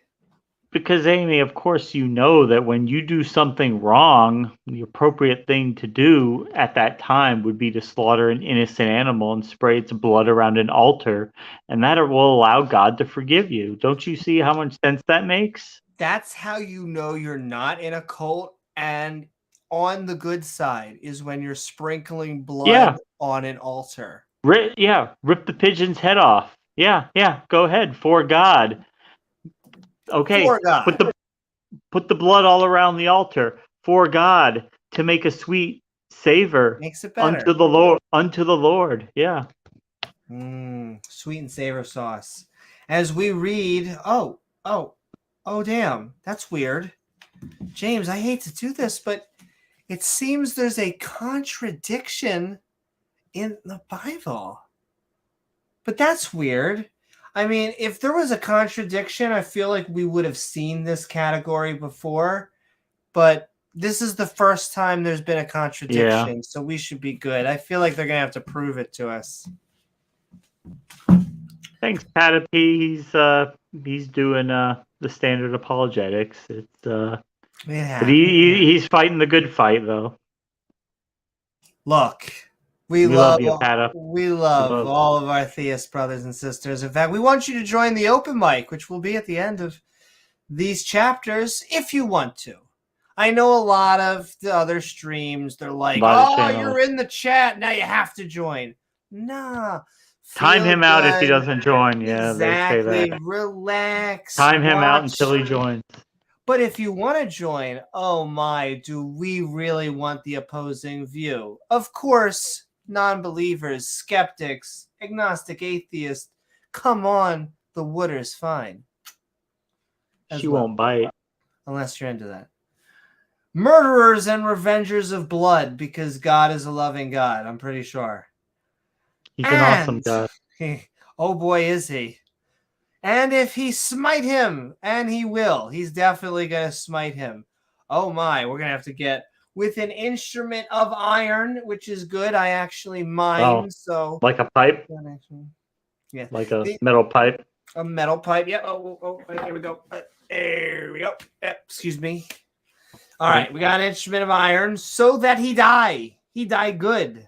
Kill him good. Mafia boss. Oh, James, you're just bringing up all the ways that God can hurt you. I like this. Yeah. All right. So, an instrument of iron, so he die. He is a murderer. That was supposed to happen. The murderer shall surely be put to death, because I am a God of love. Hashtag asterisk. And if he smites him, and oh man, is he going to smite him. Oh my. The Bible, oh, it is making me go like full on Carrot Top tonight. And if he smite him, throwing a stone, wherefore he may die, and he die. I love the Bible, my lordy. He is a murderer. Thanks. The murderer shall surely be put to snuggles? No, to death. Now, I mean, but look at why. Oh, so if he smashes his head in with iron, he's a murderer, and he shall be put to death. And, oh, by the way, also, if he uses a rock, he is a murderer. Can't we just say why do we have to spell out the details of all these different scenarios? It is kind of odd. So if he beats him to death with a stick, he is a murderer and shall be put to death. If he ties him in a sack and throws him in the river and he drowns, he is a murderer and shall be put to death. If he tickles him to death with dinosaur feathers, he is a murderer and shall be put to death. If you kill him with a green pillow, you will be put to death. But if you use an orange pillow, I mean, who can blame someone for killing them with an orange pillow? It makes sense. No, totally. Yeah. We're dealing with Scribes science. got paid by here, the word. people. They got paid by the word to drag this shit out as long as possible to say nothing. Let's see. Or if he smite him with a hand full of wood, baby, well, then at least he's gonna die happy. And he die, he is a murderer. Oh wow, didn't see that one coming. Let me guess, is he gonna be put to death? Wait, James, did you know that when you murder someone, you're a murderer? Did you know that? I did not know that. Now, thanks. Given the wisdom. What would we do without the Bible? What would we do without the Bible? Seriously. The revenger of blood himself shall slay the murderer. Wow, that's fucking metal. When he meeteth him, he shall slay him. Whew. So is that the title for the executioner, the revenger of blood? It's like the revenger of blood. Kind of a grandiose title, but okay. I know. I'm not sure if you're the superhero or the villain, though. The revenger of blood. No. You're definitely the good guy. It's like a door-to-door executioner. Yeah. But it's spring when the executioners start getting into the house. I mean, he is judge, jury, and executioner, but picky, he's God or something. That somehow makes it okay. Praise him. But if he thrust him all night long of hatred. Did you thrust him, Amy? Hey, James, sometimes you need to have a little hate sex. What can I tell you? Or hurl at him by laying a weight that he die. Well, once again, we're getting, after a little wood and after a few thrusting, at least he's going down after a good time. Or there's more. Or in enmity, smite him with his hand. That he die. He that smote him surely be put to death. We get it. Everyone's be putting to death. For he is a murderer. Murderer. The revenger of blood. What was that you said? Murder? Murder. I said murder. You said murder. The revenger of blood shall slay the murderer where he meeteth him. That sounds like, oh, hey, like they meet, they shake hands, the Revenger of Blood takes out a sword and just kills him, like... Just stab him. Just go to town. Decapitates him. Man, we've been reading a lot. Let's just make sure it's exactly what it says. If he kills someone with an iron instrument, he is a murderer, must be killed. Yep. If he kills someone by throwing a stone, he is a murderer, must be killed. If he kills someone with a wooden weapon, he is a murderer, must be killed. Yo, why can't you just say weapon at this point? Yeah. Like, if he kills him with anything. Did they have an editor for this book? What the hell? I get, inspired by God. Yeah, I can see that. What if he kills him with exploding quail, so that as soon as he eats the quail, he dies? Yeah, would that make you a murderer? What if he murders an entire planet via water? No? Does that make you a murderer? No? Makes you... it's okay, Amy, because he's the boss.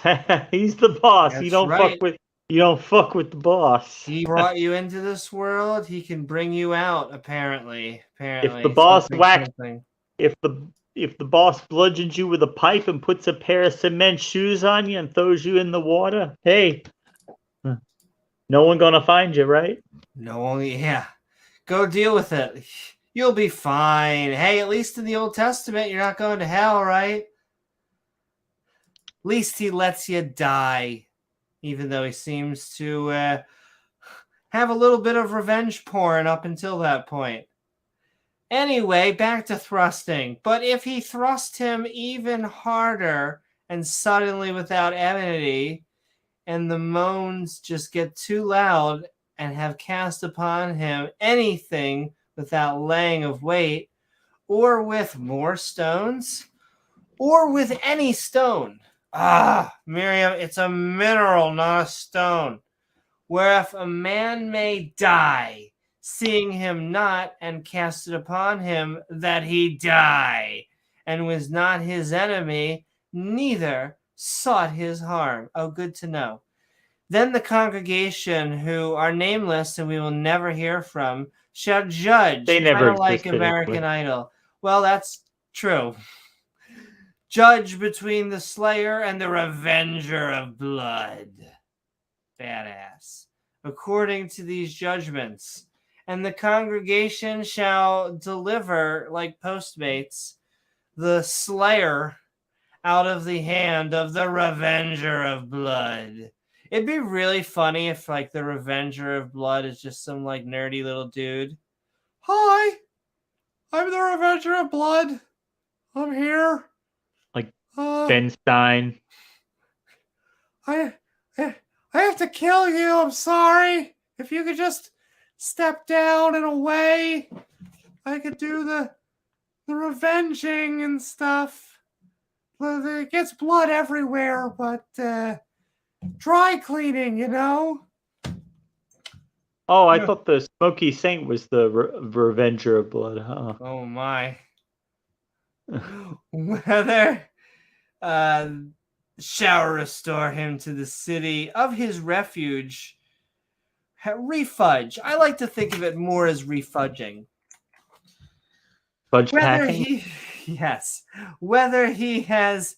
or a good weekend, James, whatever you want to call it.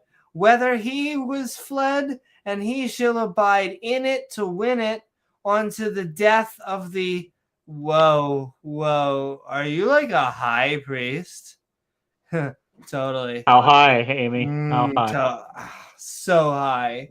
It's so high that he bought all the anointed oil, and he's kind of like those... He wears crystals, and it's okay. You can only get the oil like once a year around Christmas time, and it's like $130. They only sell it that one time a year. Really expensive. I know, and it's pumpkin spice anointed oil. Yeah. Pumpkin spice Jesus flavored crackers. Oh, at the Catholic Church. Yeah. Oh my. They had a priest consecrate Doritos one time. No, like I said, your Lord and Father, now with the taste of cinnamon. But if the Slayer... Catholic Crunch. Or Cinnamon Toast Crunch. There you go. Cinnamon Toast Crunch. Now with 50% more Jesus juice. It keeps the priests away from the kids longer, so hey, let them eat up. Well, better be feeding that to your kids every day then. But if the Slayer shall anytime come without permission, how dare he? Without He's gonna be in trouble. He's gonna be in trouble. Without the city of refudging, whether he was fled, then the revenger of blood. Oh God, the blood. Find him without the borders of the city of refudging, well, then the revenger of blood kills the slayer. He shall not be guilty of blood. I'm sorry, what? Let's go back a little second.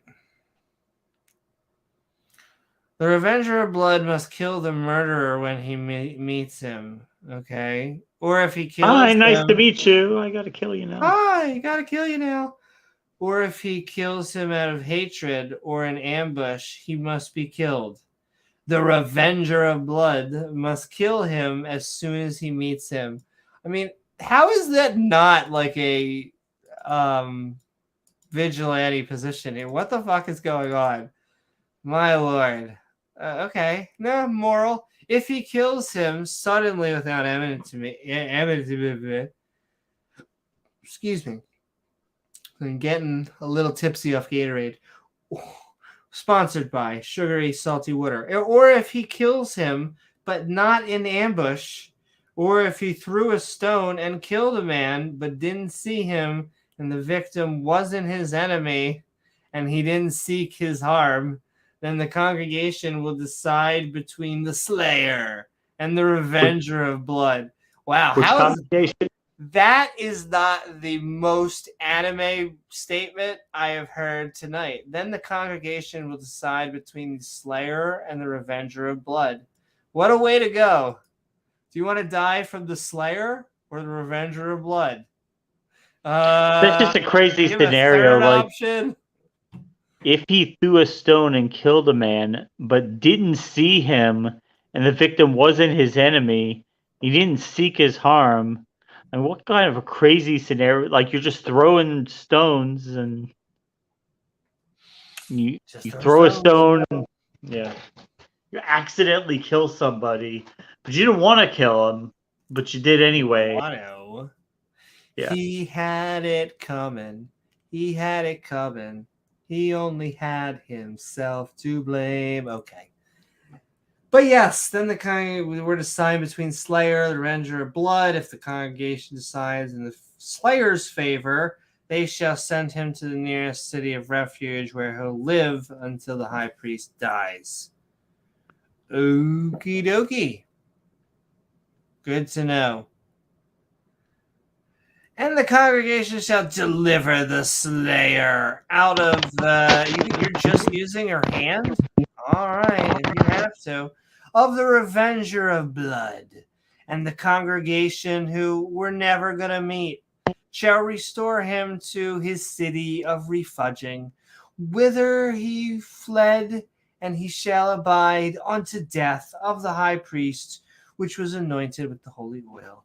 But if the slayer shall be at any time come, boy, come, without the border of the city of refuging, whither he has fled, and the revenger of blood finds him without the borders of the city of his refuging, a lot of refuging, and the revenger of blood kill the slayer, he shall not be guilty of blood, because he have remained in the city of his refuging until the death of the high priest. But after the death of the high priest, the slayer shall return unto the land of his possessions. Possess me, Daddy. Sounds good. So these things. What a very convoluted chapter. Very. All these chapters really should have an editor. And I will say, I can't they did. He's read it over and over. But this is the King James Bible, believe it or not. The Skeptic's annotated notes are on the side, but right here is the King James Bible, one of the most popular variations in households across the world, which is crazy to me. According to Ken Hovind, it's the best version. And it just makes me realize that they don't read it. Like, we didn't need almost any of this stuff. You could have narrowed this down to a chapter, and we're going to read 3 chapters tonight. We're actually getting closer. You could cut about 80% of this out and lose no context at all. And some people will be like, well, hey, it's telling... Are you saying you shouldn't have any forms of justice? Do you just want anarchy? No, that's not what I'm saying. It's just that we could have figured many rules, laws, and ethical codes to live by without maintaining and being stuck with the baggage of 1,000-year-old holy books. Good for the time, maybe, when you didn't know the germ theory of disease existed. Now, these are just relics. They are looks into the time period of when people lived, but as an accurate guide for how you should live your life, silly. Yes. But yeah, back to the Bible. This is clearly the best book ever written. Can't you feel the excitement? James, I don't understand why more Jews and Christians don't read it all the way through. It's just packed. They don't know what they're missing. What can I say? I mean, this is like a Fast and Furious movie. Except better. Exactly. So we're getting statues from Doctor Who, Weeping Willows, of judgment onto you throughout your generations into all your dwellings, not half your dwellings. Call now and we'll put them in all of your dwellings. Whoso killeth any person, I always like it when we get up to killing people chapters, okay? Whoso killeth any person, the murderer shall be put to death. We know it's like a theme. Yeah, we went through that. Yeah, the Bible is very pro-death penalty. A little bit too pro-death penalty. By the mouth of witnesses, by one witness shall not testify against any person to cause him to die and explode into lava. Moreover, ye shall take no satisfaction. I'll never will. For the life of a murderer, which is guilty of death. But he shall be surely put to death. Oh, didn't see that one coming. We saw that coming. And ye shall take no satisfaction for him that is fled to the city of his refuging. that he should come again to dwell Abel in the land until the death of the priest. I like how it's all contingent on the death of another dude. Wait until another priest Priestly source. What's up, past the comments? Woohoo! We're getting more theists in the chat, sending love, and it's almost the open mic, so oh my. But we are reading Numbers chapter 34, Numbers chapter 35, and we're about to be reading Numbers chapter 36. Yay. Woo! Moreover, and ye shall take no satisfaction. Well, okay. So ye shall not pollute. You will be like Captain Planet. And the land where ye are, for blood it dwelleth the land. Kind of weird how much blood this chapter kind of got soaked in. It was very It's one of the bloodier ones at the beginning. And the land cannot be cleansed of the blood that it is shed therein, but by the blood of him that shed it. Oh, good. Kill more people. That'll make it better. That'll make the boo-boos go bye-bye. Defile not therefore the land which ye shall inhabit where I dwell, for I, the Lord Bob, dwell among the children of Israel. Shmishmail. That's right, baby. So what did we just read? These rules about murders, slayers, and revengers of blood are a statute forever. Not like a new guy comes by and he like stops the laws. Forever. For the people out there that are just going, but that's the Old Testament. No, it's not. I mean, it is the Old Testament, but it applies to you in the New Testament. Seems like it does, doesn't it? Yes. Whoever kills must be put to death if there is more than one witness to the murder. So 2 people can make it up and then a guy dies. Congratulations. The land can't be cleansed of the blood that is shed except by the blood of the person who shed it.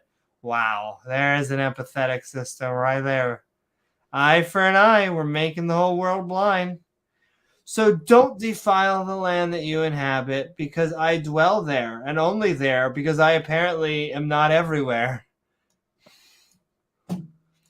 Thanks, God. And yeah, more blood for the blood god. Oh my, oh my, oh my. And with that, we come to the end of Numbers chapter 35. And we're moving forward. And this is the last chapter of the night, as well as the shortest chapter. We are reading Numbers chapter 36 and we're finishing up the book of, finishing up Numbers. And with come back on the shelf. I know, putting the next book on there.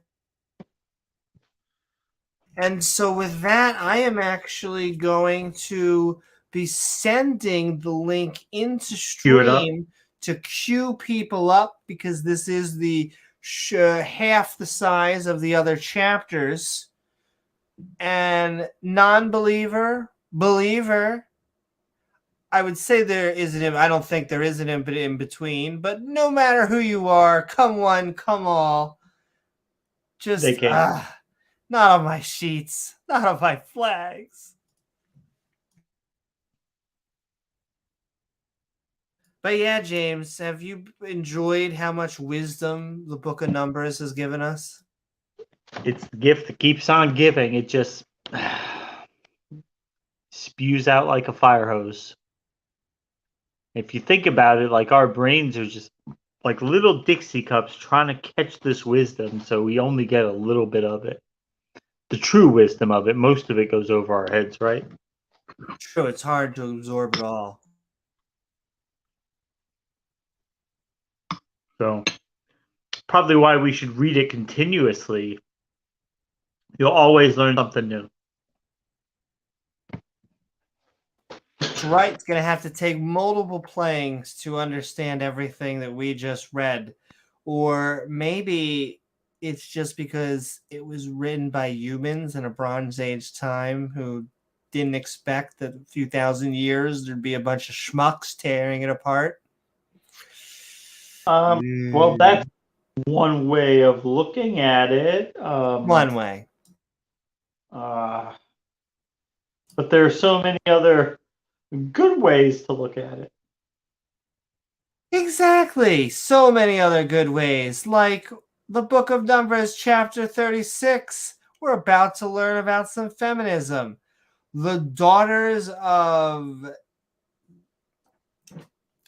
Zoolander revisited. And of course, we have to start off with just a good helping of feminism, because we all know how feminist the Bible is. And of course, another helping of laughter, because that's also what I think of when I hear the Bible, is just how funny all of these passages are. God's a comedian. He is. He really is. And so, Book of Numbers, chapter 36, the last chapter. We're about to be done Numbers. I am excited. Are you excited? So excited, Amy. I can't wait. We'll be swinging into Deuteronomy before we know it. Woo-hoo. And all right. The Daughters of Zoolander Revisited, Part 2. And the Halo chief fathers of the families and the children of Israel Shmishmael of Gillette razors, the son of Manischewitz wine. Masher. Masher, the son of Manischewitz wine, of the families of the sons of Joe DiMaggio, came. Oh, finally, they came. They came near, in fact, and spak all over before Charlton Heston. Ooh. Did they know?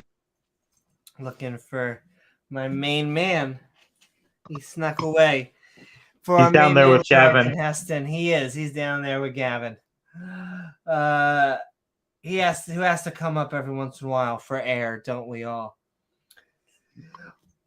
And spak before Charlton Heston and before the princesses, the Halo chief fathers of the children of corn of Israel Shmishmael. And they said, ma-diddy-diddy-dum-diddy-doo. The Lord Bob commanded, or really suggested, whatever, is your thing. Recommended.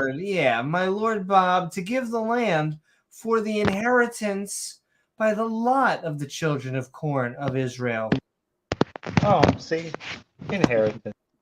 Exactly. And my Lord was commanded, oh, how you commanded, really suggested, but also commanded by the Lord Bob to give the inheritance of Zoolander, our brother, onto his daughters. What? Just got real Games of Thrones in here.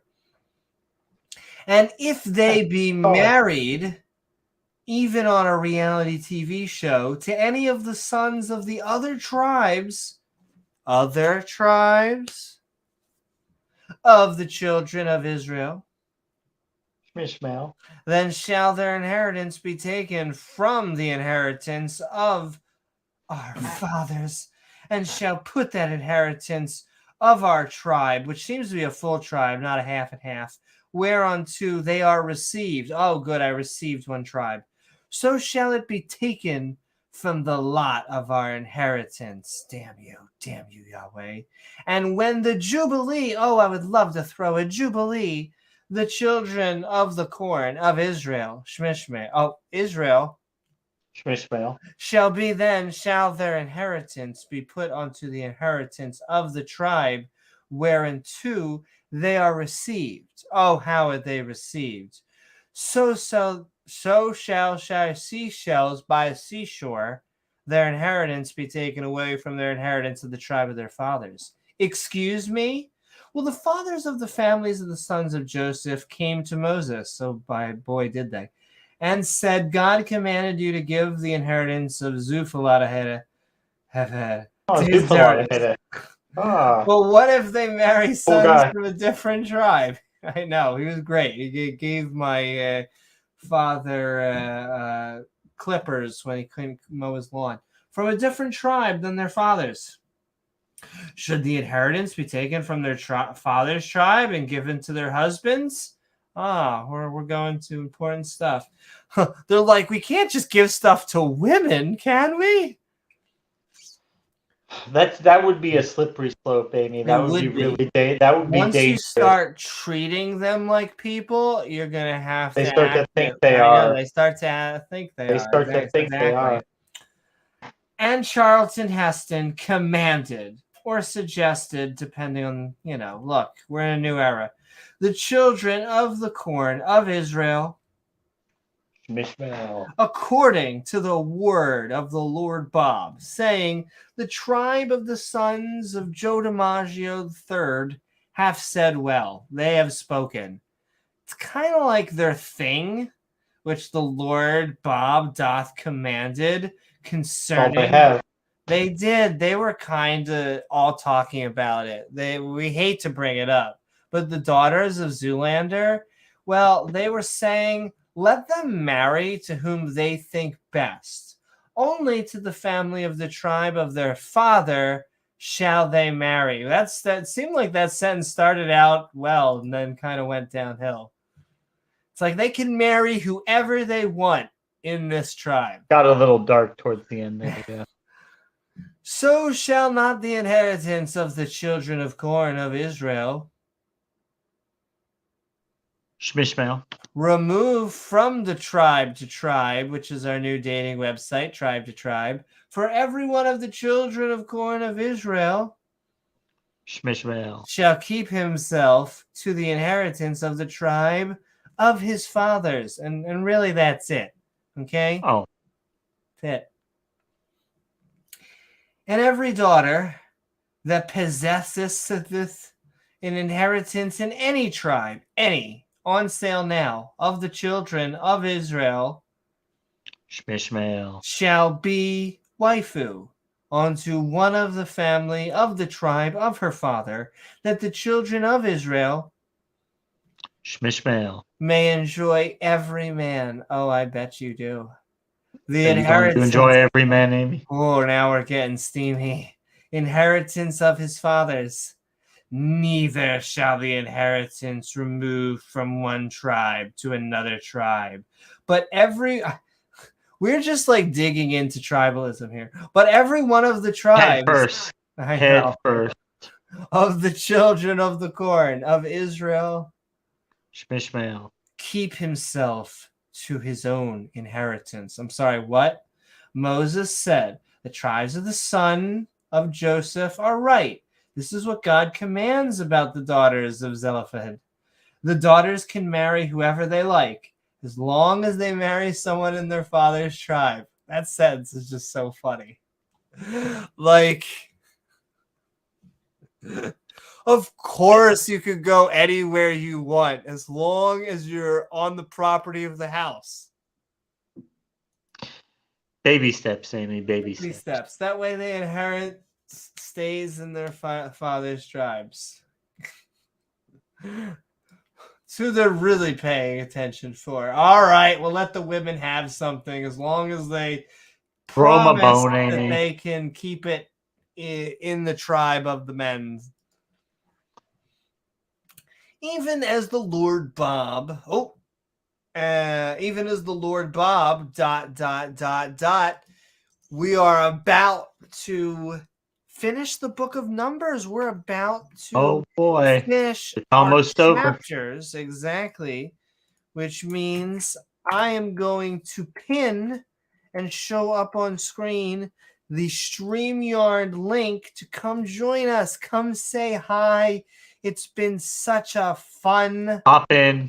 Bible study. Such fun numbers. As we wrap up on our Skeptic Bible Study, your days are numbered. But yes, even as the Lord Bob commanded, really suggested to Charlton Heston, who I have no idea is still alive, honestly has been given a death sentence. He was told Moses... He's still kicking, though. He's still kicking. In fact, Moses, I think, he seems to have stayed alive the longest of all the characters of Zyra. He's quite way achievement. past like the whole basket, blood on the wall, escaping the horses trick. He's doing paperwork at this point, which is he's kind of fallen a little bit, but you know, shit happens. Got to do Times it, right? are hard. Exactly. Someone's got to do it and then die, because God promised him that he will not enter the promised land, which is such a dick move. So can't he let him die in the promised land? Just such a dick move. Whatever. Yahweh's not known there's for no his such empathy. thing. Even as the Lord Bob commanded Moses, so did the daughters of Zoolander. For Malahalahala, Tizamanaran, Hogwarts, and I love these Bible names, right? Noah. The daughters of Zoolander were married onto their father's brother's sons, which is only a sentence I could read in the Bible. It would only come from the Bible, yeah. Oh, man. And they were married into the families of the sons of Manischewitz, the son of Joe DiMaggio. They are just... And they're milking him. And inheritance remained in the tribe of the family of their father, because the Bible has priorities. These are the commandments, kind of suggestions, and the judgments, I judge you like a paladin, which the Lord Bob commanded by the hand, and only a hand. Oh, yes, and also a slayer. The slayer, yeah. Of Charlton Heston onto the children of the corn of Israel. Shmishmael. In the plains of, great Moab. He's kind of like Ahab. Oh, with Michael Jordan. By Jordan Peterson and Michael Jordan. They're both holding hands near the Jericho. What did we just finish, Numbers? So that's what the daughters of Zelophehad did. They each married one of their cousins on their father's side of their family. I was about to say, Game of Thrones, the Bible's getting really incest is wincest here. But then they talk about... doubles down on it. You know, every time they have a chance to walk away from it, they go back to it. Garden of Eden, after the flood, now we're back to incest again. Now we're back to it. These are the commandments and judgments that God gave to Moses in the plains of Moab near Jericho. But don't worry, Ken Hovind, his apologetic is that, don't worry, Amy, God made it so that the DNA would not be deformed, so it would not cause birth defects for the first few generations of incest, because God would just protect the DNA, so it wouldn't have any type of defects like you would get today if you had two people of close familiar lineage produce offspring. It would be a high risk that it would have these deformations, which is why we don't allow it. But God made it so that wasn't a problem. And where do they get that from? I mean, the Bible. Oh, yeah. I'm sure. Speaking of the Bible, we just read Numbers chapters 34, Entire book of 35, Numbers. and 36. We are A hat done the trick. book of Numbers. That's right. The fucking And hat. so if you would like to come on and talk to us about Numbers, the book in general, or the chapters, or any theological questions in general, now is the time. We're going to be open for a little while. If you're the Revenger of Blood and you want to join. That's right, the Revenger of Blood. We will just head to the after show on Discord, which the link of which is in the description below. But if you are a non-believer, now's the time to join. If you're a believer, please, now is the time to join. We would appreciate your view, even if we love it. Disagree. That's right. Hey, we might take a different view. It's true. It is getting a little late, so it's 4 a.m. It is a little late here.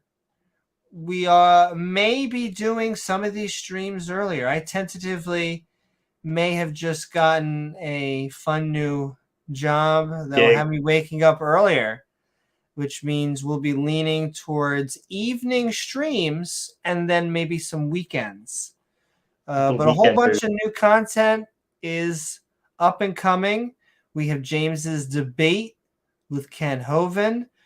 I have already a short in the working, which I think is going to be some fun, because I would like to expand a whole bunch of multimedia, as well as a news show in the process of filming, pre-production. We could get that broadcast all over the world in different languages. We just need to get a translator. Well, we'll have to transition into that. Yeah. Oh my, but we're sending love. What do you think, James? Had a pee. Come in next time. I know he says it's late there, the family sleep, but come on next time. We don't bite. Unless you're into that. Yeah. Numbers, yeah, not one of the most exciting books so far. Exodus was kind of a moderate action-packed book. Then Leviticus toned that down a notch, and Numbers toned it down a little bit more. Yeah, I mean, sometimes we would take a census that would lead to a war, which is kind of exciting, but the preparation was just not worth it. Just, oh my God. They're God, apparently.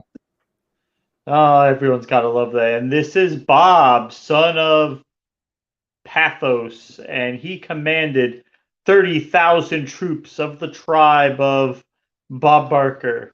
And he had his pet spayed and neutered because he was a responsible pet owner. Very responsible pet owner. Well, I will say, I saw House of Comments was saying earlier that he was waiting for our open mic. So if you're out there, you're listening in the open internet webs, now is the time. Not forcing you. We would never put a bat to your head like that God seems to do with hell. Threaten to send you to hell. Yeah. Those veiled threats. Very sad. It just throws me when they can honestly say that God cares about free will and doesn't want to force you to worship him. He doesn't want to force you to love him. He has to be your choice, Amy. But just be aware that if you don't make that choice, he will roast you alive forever. You roasting, toasting you. Just saying, but it's your choice, Amy. Go ahead. What do you choose? And hey, that's what I think. I think that's what James thinks. To me, it's a marketing term that they're almost saying you have free will so they can get away with the fact that God sends you to hell. That really is the fact that they cannot deal with. Right. So look, I mean, we've gone over it before. Like one of their main evidence for God is like We don't have any evidence for a design, so the object itself is the evidence of the designer, right? The painting is evidence of the painter. The building is evidence of the builder, even though you don't see the builder. But the problem is that they like to give God credit for the good things, like look at the trees, look at the happy things in life. But they don't give God credit for the bad things, like the sewers, the cancer wards, the slums of Mombasa. They don't give him blame for any of that because they shift that blame over to the humans. James, it's our fault. It's our fault, Amy. It's such a lovely mountain until it explodes and becomes a volcano, and then it was us doing something wrong. We need to look inside of us. God set it up perfect, Amy, and we screwed it up. Adam and Eve screwed it up. He had a perfect plan, right? Perfect. And yeah, he knew that it was going to be foiled, but that does not take away from the fact that I guess apparently it was a perfect plan, right?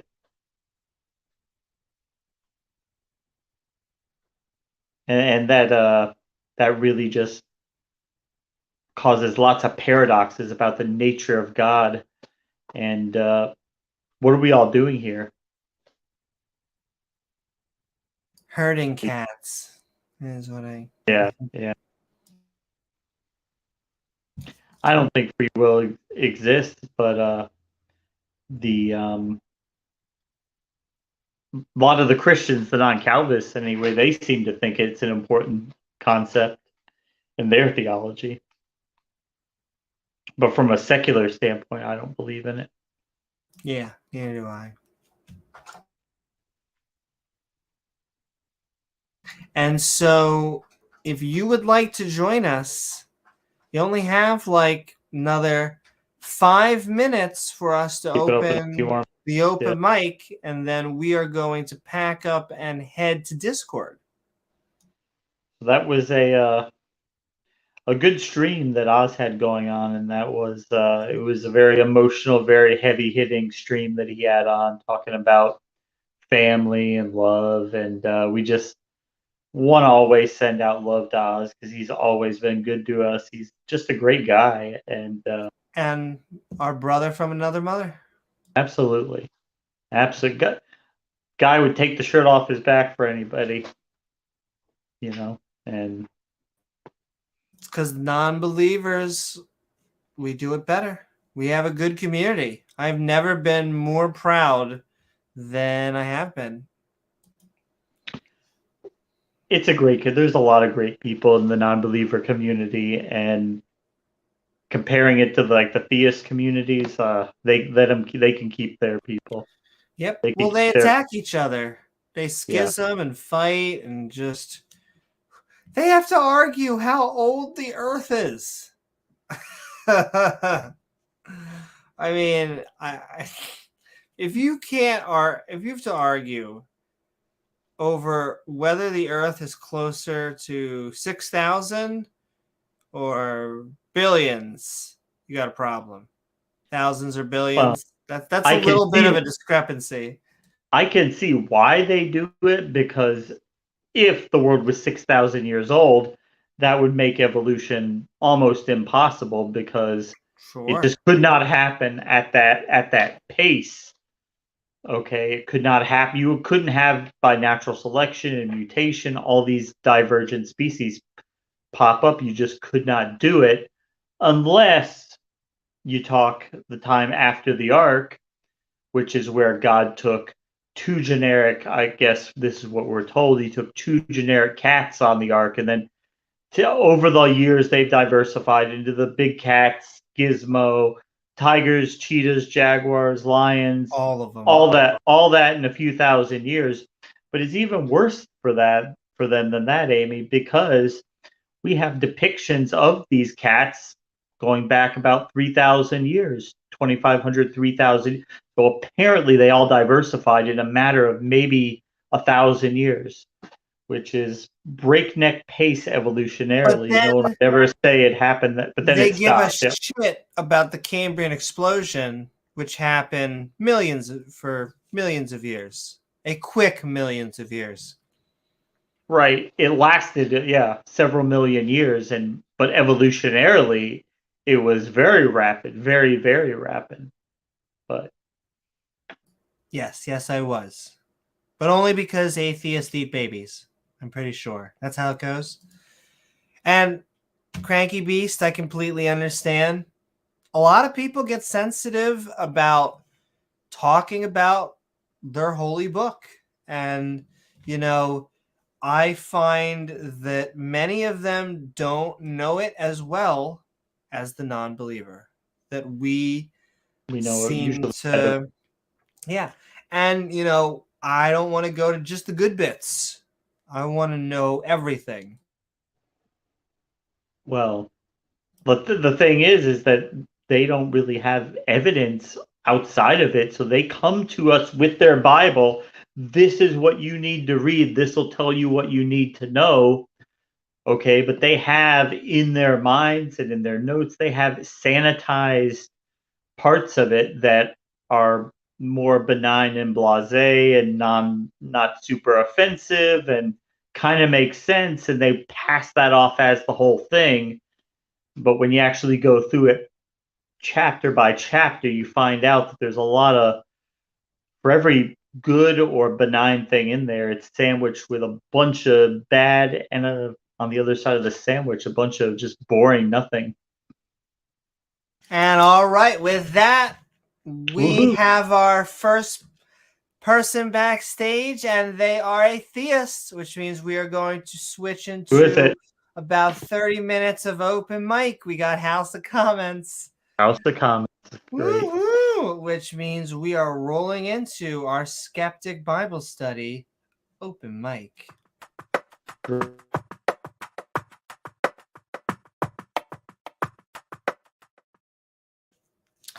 What is up, House of Comments? I hope you are doing well. Made it on. Good to see you. That's right. Good morning, and God bless you both. And I thought you just had 5 minutes, and I have about 5 or 10 if I have to nip to the shop. So I had a couple of questions for my favorite micro-skeptic community.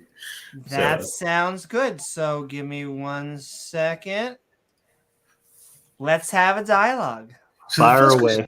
Hey, how's it going, man? I forgot you. I said Dave. I forgot your name. I'm terribly sorry. I said Dave. Yeah, oops. James. Yeah. James, I said James. I apologize. Good biblical name, right? I have a question. So I noticed all the micro communities, the skeptic communities, as they go up in scale, just on the back of what Amy said, that you all feel good together, and there's a feeling of camaraderie, right? The cool kids are behind the bike shed, looking at the jocks and shouting at the jocks on the other table. How does it feel, though, that frequently it doesn't matter how many reasons you throw, scream for evidence, jump up and down with your favorite fallacy, that lots of people with this just don't seem to be, they seem pretty immune to all the arguments. We look at them, we smile fondly, and we go, thanks for the fallacy, but we keep going. How does that make you chaps feel? I'm curious. You want to go ahead with that, Amy? You want to take that? Sure. I would say that overwhelmingly we are making progress, especially on the internet. I feel like the longer we go on, the more it's just becoming a non-believer space. And so, although you sometimes get theists who don't really respond to any of the criticisms, especially to apologetics, and then maybe the acceptance of experiences and faith and things like that, I'm very positive because I think that we overall win, whatever you want to call it, the culture wars, the battles of intellectualism, and that the trend, even though it'll have ups and downs, it'll overall go towards non-belief. So can I make up some case? Can I throw in some counterpoints as a little refutation? Because I know you chaps like logical argumentation. The largest YouTube channels and all are firmly theists, right? The largest ones are Muslims, followed by Christians. In terms of views, likes, subscribers, shouts. Sure. So lots of them have open panels. So I don't think in terms of winning the information war, that's But just. do you think that when you go on the internet and you go onto a lot of worldwide websites, do you think that they lean Christian when you go in there? No, I mean, I believe it depends on the purpose of the channels. I spend about half of my time on technology, science, and politics channels, not much on the skeptics and theist side, but I go into the big, so I go into, because I know the people from, like, say, I know people like Mohammed Hijab and stuff. So if I go into the Dawa channels, they're very, very So do strong I. communities, huge channels. If I go into my Christian channels, Bob the Builder, all their Discord servers, they're not into the argumentation. They're pretty much closed communities, like skeptic ones are, for the most part. And they seem super vibrant, super positive. Some of them argue with, address the argumentation of the theists. A lot of the times it's just in argumentation on different hadiths or different Bible verses within the faiths. So what I see is polarization. So I see that and then depending which camp you sit in, if you're in your worldview, you tend to extrapolate that to the rest of the world. That's a human condition, right? You look and think, oh, the world is my way and it's going my way. But that's just a human condition. But where do you see polarization? Polarization is increasing in that I see the politically left and right is polarizing, culturally we're polarizing, and theologically we're polarizing. Polarization by all measures since the 1990s has just increased. And I see, for mostly non-believers, skeptics, I see more coalescing, being more Absolutely. big tent. Yeah, I think so. I think they're pulling it together. I see the philosophical side, the argumentation side, the ones who will just do it using logic and philosophy, other ones who would take on particular faiths or particular gods. And yeah, there's a broad tent, I think, of theists. But in terms of it actually making any inroads, the numbers are dwarfed by theist channels, right? So Hindu channels, Muslim channels, and Christian channels have far more traction. You have to understand, we have a tough sell, Ralph, because we're here peddling reality, and what we're peddling is not something that makes a lot of people feel good. I didn't leave religion because I didn't like it. I liked it. I really liked it. It was a long process of becoming convinced that it wasn't true. And it's not the conclusion I wanted to come to. It's the conclusion I was drawn to by the weight of the argumentation and the evidence. And that takes time. So we're not under the illusion that religion's going to die overnight. It's going to be a long fight. And our job here, my job anyway, is exactly like what the pastors warn you about. Our job is to plant seeds of doubt in the mind of these theists and water them and keep watering them. And sometimes they'll grow. Sometimes they won't grow.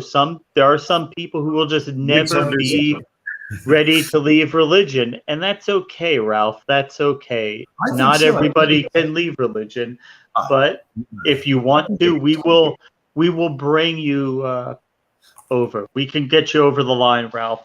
I love this fighting talk because you're right, actually. I speak to many people on the other end of the pipe, those that we call lost lambs, who, for reasons of politics or science, we draw back and closer towards the faith. So there's people who left the faith in a pipeline, and there's people returning to the faith or coming to faith for the first time ever. So lots of people, lots of young Muslim boys, for example, may not have believed and come to Islam. And so you can see the people leaving, and people coming in. And yeah, if you're on team, get them to leave, and, planting seeds of doubt is a really great strategy. For Christians, it's not a concern because doubt is built into our faith from St. Thomas. Since he pressed the flesh 3 times to doubt the resurrection of Christ, doubt we can, Amy's smiling, doubt we can deal with all day long, baby. It's like, I'm an all-day doubter, right? So we can doubt all day. But it's quite interesting to see this difference, isn't it? I'm happy for the skeptics. I mean, I think it's good to have a place where all the skeptics are together. You can, laugh at whoever. Who's that chap you'll laugh at? Darth Dawkins. Yeah, he's the favorite. Like, go get him. And he asked for it. If he's a Christian who lights up a target, that's... Darth? Yeah, I don't know him, but I've watched a few of them. They're hilarious. I'm like, here's a guy who's just I'm Tom Rabbit, right? So that you can take pot shots at that guy all day, and I understand why you want to, right?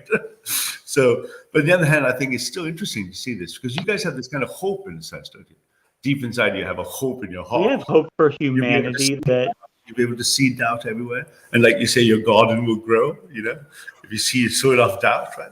Well, I think that religion is one of the world's largest superstitions. So I think we hope for humanity that they become less superstitious. Yeah, I can see it in your worldview how that would be the worldview, isn't it? I mean, we look at it opposite, so it's not, But I personally, because of my nature of my work and being a technologist, I'm more interested in hyperstition than superstition. So superstition is a belief in ideas that are not connected to reality. Hyperstition is a belief in ideas whose belief itself alters reality, right? So you can think of the internet as hyperstition. Right. So the battle is going to be between the skeptics on one side who believe fate is superstitional, and the other side of hyperstition, we believe that we have the only worldview that is correct. And it's really interesting to see how the internet brings it together, right? From superstition to hyperstition to. But under that definition, God would be superstition, not hyperstition, because God doesn't affect reality. I'm very old school. I'm not a Christian, a realist, and I'm just an absolutist. I mean, there's only one worldview. There's only one. There's only one worldview, and that's a Christian worldview. And everything that's else is very weird because I don't find the Christian God moral, so I can't understand that. So yeah, the moral arguments are quite good, right? Oh, it's good. God is good, bad. The whole array of theological arguments, right? Compatibilism, all of it, all really, really fun. But again, from my original point, none of that would ever change a true Christian or Muslim. They listen to the argumentation. Yeah, the morality argument is not. It's not a winner in terms of. You guys have your apologetics and you can explain it away, so it's not something I go with. It's quite popular, isn't it? Some of the chaps I like who are good skeptics, they seem. What's the chap who looks like Tintin? The guy with the hair, Pine River or something. Pine Creek. Pine Creek, yeah. I love Pine Creek. He's a big one for he's a big one for the moral stuff. But yeah, because I think I like sometimes using the moral arguments because I think they show just how easy it is to be more moral than Yahweh and other gods. Yeah. Yeah, I'm more moral. I'm holier than thee. Way more. I mean, Yahweh's a moral monster. You're not a moral monster. But I'll give you an example. Let's play a game. Yahweh comes to you and he's like, Ralph, we really need to do this Noah thing over again, and we are going to kill everyone. We got to get rid of everybody, clearly. They're all bad, even the babies. Even the fetuses. They're all evil. And so what we have to do is we got to figure out a way to get rid of them. And I was either thinking about bringing the water thing back. We could drown them. Or we could poof them. I can revoke that promise about the rainbow. That's not going to apply. Forget about that. It just means LGBT. It doesn't mean no more flood the world again. So we have two choices. Either we could drown the entire world again, or we could poof them out of existence. Do you think either one of those suggestions is better than the other? No, I mean, it's very easy for me to resolve, right? So if you look at the difference in moral separation between believers, non-believers, or the left and the right, it's the moral source of moral authority. And the question for me is, my source of my moral authority is whatever God says and thinks is good. Not what I think is good as an alternative to God, not what I can convince everyone else in society is good, but I would yield absolute authority to what is known to be the best of all possible things, to be what God wills it. So this Pine Creek chap, I spoke to him once, I think, or twice for 5 minutes. He tried a moral test with me. One of these that went, if you had one baby that was going to heaven of your own or going to hell, would you be happy if your baby went to hell because God willed it? And the answer is absolutely so. And that might sound inconceivable to you. Well, because my moral authority is not mine. You're basically saying whatever God says is moral, which I'm good with. But let's just. So when you get to heaven, would you drown everyone, or would you poof them out of existence? Yeah, absolutely. Even my own child or the whole world, I would have to yield because I couldn't be a Christian or a theist and not have yielded moral authority to God. And ClockWorkRex, I feel bad. If you come back, I'll add you in a second. I'm getting ready. You're on deck. Yeah, I only had 5 minutes, Amy, as well. I was going to nip to the shop myself. But the question is not whether you thought drowning them was moral. The question is, do you think that you should drown them or poof them out of existence? Me personally? Yes. You mean if I had authority over the entire world, I would use Yes. If you were God. If you, like, God was giving you the option to either drown everyone or poof them out of existence, they had to die, but you had to pick one. If they had to die because the reason they were dying is they had gone against God's will, then I would have them die. Yes, but drowning or poof. So drowning babies, however them just melodramatic away? you wish to make it. Well, drowning babies, torturing them, however it was, that would just be, again, back to a subjective, whether that's good or bad. So let's pretend they were all babies and they all had to be drowned in the most horrific possible fashion. Or poofed then away. I would have them all drowned that way. Absolutely have them drowned. You wouldn't poof them away. No, I would do exactly what was meant to have been prescribed to them as God's will. But God gave you an option, so you actually like torturing babies. No, I would just do what I believe God would have done. You think I would take my emotions out of it. I would take my judgment out. See, that's what I mean by moral authority. He's asking you a judgment, though. God is asking you to make a judgment. But the only judgment I would have is under the framework yielding moral authority to what God would have done. And as God has said in Revelation, his preference was to do so, I would do as God did. So even though you had an option not to torture the babies, you would torture the babies. Because the authority to make that moral decision is not mine. I'm rejecting your premise or your presupposition that I am the ultimate moral actor. That's a theist, that's an atheist presupposition. I'm not the moral actor. I'm just a conduit of the moral authority of he. It just sounds like you're saying while I'm drowning the babies, while they are screaming, oxygen, screaming. Imagine it sounds like you're babies. Like, I just don't understand how we stop this guy. Like, how do we kill him? How do we cage him? Like, if you think this is the guy that's running things, well, I don't understand what I'm working with you, Amy. I'm trying to make it. Ralph would be afraid. Ralph would be afraid that God was just testing him, and if Ralph said he would poof him, then that would make God think that Ralph disapproved of his decision to drown him. James gets because it would make you more moral than God. It would almost be like you would be proving you're trying to be more merciful right there. Yeah, God would be like, what? You're trying to be more merciful than me? Monster, though. As Donald Head says, Ralph the baby drowner, absolutely, if I created the maximum moral horror of literally the baby screaming, Ralph, save me, and I didn't do so. It's because, again, the principle you have to understand is I have already ceded to the first commandment that I shall fear the Lord, and just like in Leviticus, yes, ultimately this would be to attest to law. Then obviously my moral authority is ceded to the Lord, and you can make it really fantastic with the baby screaming, Ralph, please save me. But nevertheless, the question is fundamentally the same. I am not the moral authority of this world. God is, and if you're a theist, this is just natural. Any Christian Muslim Hindu understands this without explanation. But can you understand? But for atheists, you go like, what the hell? Is this guy literally going to drown millions of babies? And it seems crazy, right? Well, no, I don't say that you're going to. I just think that you've sold your moral compass away to an evil monster. But I don't think that you're evil.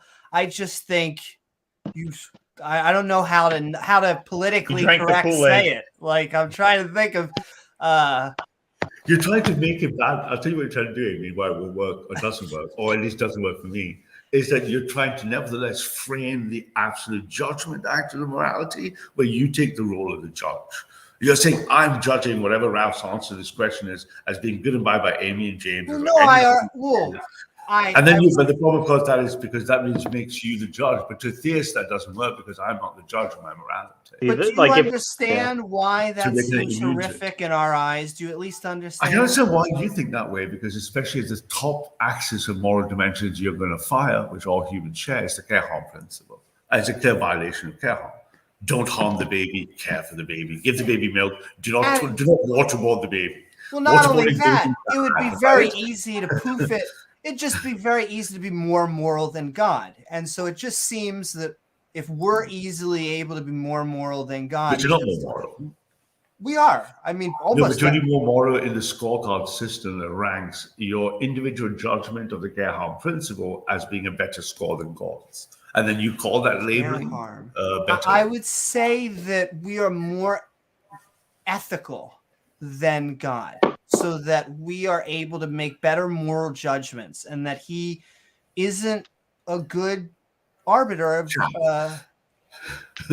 No, I can appreciate that completely, but can you see the problem with that intellectually? Is you're still saying, let's say I played a game like chess or what Americans baseball. You're saying, here's the game of baseball, and we're going to have 2 games of baseball. We're going to play the same game, but I'm going to create one set of scorecards, and you guys are going to create another set of scorecards. And in my scorecard, I'm going to say, we're better than you or better than God, and expect us to agree, because we haven't agreed with the fact that you're going to be the scorekeeper. Oh, no. I think we're not agreeing that you're the judge of what is better. You're telling us that you think you're the judge of what's better. So the baseball analogy, you're saying, hey, I'm keeping score, and you've got a different scorecard, and you've agreed in a pre-sup that my scorecard means something to you. We didn't sign up to your scorecard. I would say we're judging 2 ways of killing people. One that involves horrific pain, and one Baby that toasting. doesn't. Yep. Yes, and I think one is just clearly less moral. And so Only it's under very only hard under to the understand scorecard. why this God should be judging anybody. I can explain why, Amy. Because Okay. the scorecard has multiple dimensions, and you're taking the scorecard care harm. And You don't understand the 4D chess, Amy. You just don't understand It from just God's looks point of view. horrible and terrible. That's and what it stupid is. to us. Well, It's really smart. Self-deprecation is charming, but I don't think it's going to help. Right? So Science. self-deprecation notwithstanding, I know it's satire. Nevertheless, I think it does. We know there are these dimensions, right? Care harm is a dimension. Another dimension of right angles is justice. Like, do we get the same slice of pie? Don't have 3 hamburgers when the other guy has none. So in the care harm principle, nevertheless, you're saying that the scorecard better than you is something you get to judge, and we're not agreeing with you. We're adding another dimension called authority. I would say, no, the moral authority dimension is you're not the judge, right? Jim. And so you're not the judge, right? So you understand the difference? Just as a conversation, I mean, I'm not trying to I would say that agents are the actual judges. I would say, for example, I would say that I have more of a reason to judge things than your God does, because I have evidence of existing. Congratulations is my immediate response, but that notwithstanding. But but that notwithstanding, but agents, the question that hangs in the air, is if I added a third dimension called moral authority, and said the judgment component of the moral decision is not yours to keep scorecard. You used to keep saying, hey, but I'm keeping score. And we're like, well, that's great. And you say you have more position, you should be the best scorecard keeper, you're a better scorekeeper than God. We hear all these things, but we're not agreeing with your presupposition that you're the moral judge and the only moral judge. Then so you're atheist. That presupposition that God is the moral judge. Your presupposition it's baked into it, yeah. So that's why the argument even Pine River had against me doesn't hold, because even he says, do I sacrifice my baby in a moral argument? I think it does hold. I think because you have demonstrated that this guy is evil. Like, he's willing to drown babies. There are more logical ways of getting rid of people. I want to get in ClockWorkRex. I feel bad. I think he is an atheist too. I'll let him take a crack. I know you have to say, but I want to keep asking questions myself. But welcome, ClockWorkRex. Yeah. We are Skeptic Bible Studying on Your Days Are Numbered, where we have just finished up the book of Numbers, and we're now having some theological back and forth. Yeah, when I started watching, I was like, well, our days are numbered? Well, of course they are. And then you were like in Numbers, and I was like, okay, I get it now. I'm very punny. Very punny. But yeah, go ahead. I often get that this is just, they try and sometimes take it to a political sphere. And I feel like this isn't just a bleeding heart thing. I think when we're dealing with ethical questions, we're dealing with conscious creatures. I think I brought this up on the Dawei channel, that, if there's only one person on an island, then we have no ethical questions about slavery, because it can't exist. it's only until you have a second agent, until agents are interacting with each other, that we get ethical questions. And I don't know where anything non-natural comes in. Yeah, I've seen no evidence of the supernatural. None. Yeah, haven't seen any yet. Yeah, that probably really almost excuses, and Luke 23, forgive them, Father, for they know not what they do. I've read the Bible. I've read the Baba Gahiva. I've read Norse mythology. I've read Egyptian mythology. Which one is real? Well done. But my point I was trying to make was that it's understandable when you have the presupposition that God doesn't exist, because therefore you're obviously, entailing a moral system must have you occupying the judgment of God. So if you survey all moral literature of the 20. Well, see, you're assuming our presupposition that God doesn't exist. My position is I don't know. You just said it. Yeah, so you don't know. But those are the presuppositions I worry about. Those presuppositions you hold are consequences of deeper, incorrect presuppositions, like evidence. What? Wait, what? Your worldview is based on objectivism. No, I have one worldview. I don't know. Evidence and reason sounds like your thing, right? So that's a presupposition we reject. I reject out of hand. No, it's not a presupposition. It's an answer to a question. I don't know.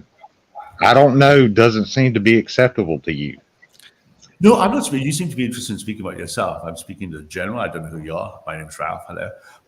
But I'm saying for a general skeptic or theist, and Amy nodded vigorously and quite happily, that you expect objectivism, experience on one hand, what I can sense in the universe, and reason, my logic on the other, to be the basis for my exploration of my being in the world. Is God not able to have a moral judgment actor, right, Amy? He can't work within reason. God can't work in any empirical framework. He seems to in the Old Testament. We were just talking. He was giving orders to Moses. Oh, yeah, he transcends, though. So the question is, you're still looking up in God, at God with an objectivist lens, and therefore, obviously, you've got all sorts of problems like mass water baby boarding, all sorts of stuff like that, which, of course, is for us just interesting because it's all, because baked into everything you see the world is, you just see the world as a physical thing. I think we got Ralph excited with the baby waterboarding. He's having too much excitement with that. I think he is revealing some dark fantasies inside. But Ralph, don't you presuppose a God? Absolutely. I not presuppose it. It's worse than presupposition, Amy. It's the axiomatic foundation of my existence. It's an arbitrary choice just to believe something. Absolutely. And I just mean, comparing presuppositions, though, I would rather take evidence and reason, rationality. It almost sounds like you're using it as an insult. Collecting data, testing it. These silly skeptics, they use reason. Using logic, proves, right? Objectivism, reason, logic. I got control of the shit. I got. They want things to make sense. Yeah, they totally do. They want like reason, experience. Imagine that. But fundamentally, foundation. We see it. The world is different. I see myself living as a metaphysical existence within a unfolding universe by revelation of God, of which I just use physics, science, experience, and reason as tools on my Batman belt to look at God's world. I don't put those tools and say, "Hi guys, I'm Batman." Right? I don't say that. It's a different perspective, right? But don't you think revelation? That's another pet peeve of mine. Is revelation the notion that someone could just one-on-one speak to a God and reveal data? Absolutely. Maybe it's worse than that. I'm going to be on a U.S. channel soon debating and defending Christian Zionism, right? Defending why the Christian eschatological worldview and everything else should defend the Jews. Because really, it gets crazier. If you take Revelations on these crazy people who believe in God, they've got kind of an end game already wired out where there's going to be like the second coming, the rapture, all this is happening in Israel. It seems like nuts, right? It seems like totally crazy, right? It's batshit crazy, Ralph. It's worse than that. It's batshit crazy, and none of it's ever going to happen. Yeah, it sounds insane to you people, right? You guys think this is like, for you guys, Lord of the Rings and all, it's totally cool, right? But this stuff sounds crazy, right? You guys can pretend you actually are hobbits and that works in your head. Or Star Wars. Oh, he took it to Lord of the Rings. Oh, no. I love Lord of the Rings. I just don't think, I think Christians cannot appreciate how odd the religion is outside. Like, I understand that there are many Christians, and so it gets normalized. But, like, they killed a guy that is supposed to be the son of God, and that is what undoes all the bad stuff that people did, which is a literal scapegoat. But don't worry, Amy. The actual definition. He's the son of God, and he's also God, being his own father and his own son at the same time. Oh, exactly. God wanted God's blood.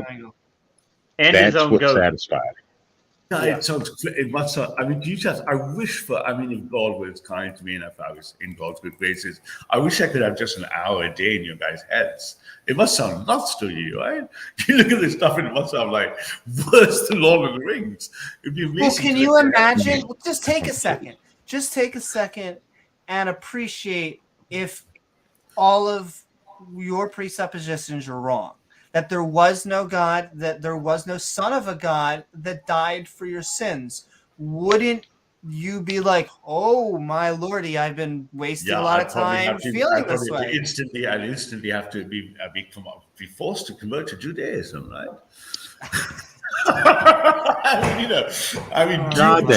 as an ex-Jew, all I can tell you is you don't have to do that. Dual covenant theory notwithstanding, and if the Messianic covenant has been collapsed because of some piece of evidence, most of those prophets didn't even exist. That's a top. I will become Jewish. Okay, I'm gonna.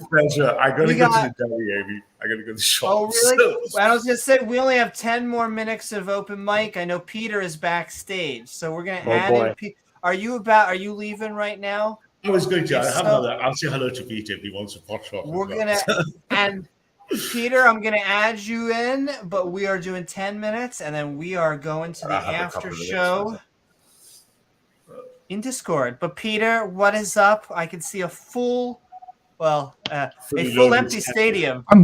I'm sitting in the back row. Oh, you're gonna make me do it. All right. Back there. Hello. Always the kid at the back of the class, isn't it, causing trouble? It's always that one. I didn't have money for the better seats, so happens. But I was cute. I'm doing fine. How are you guys doing? We're doing good. Right. We have been Skeptic Bible studying. We just finished up Numbers, and so we're throwing our little after party. We're about to wrap up, but we've also been talking some theological back and forth with our with Ralph here. So what are your thoughts about anything that we have been talking about? So Numbers is one of my favorite books in the Bible, and I heard Ralph say that God is more moral than we are. You're sure about that, Ralph? He didn't say that. No, that's not what I said. Oh, he is the arbiter of morality.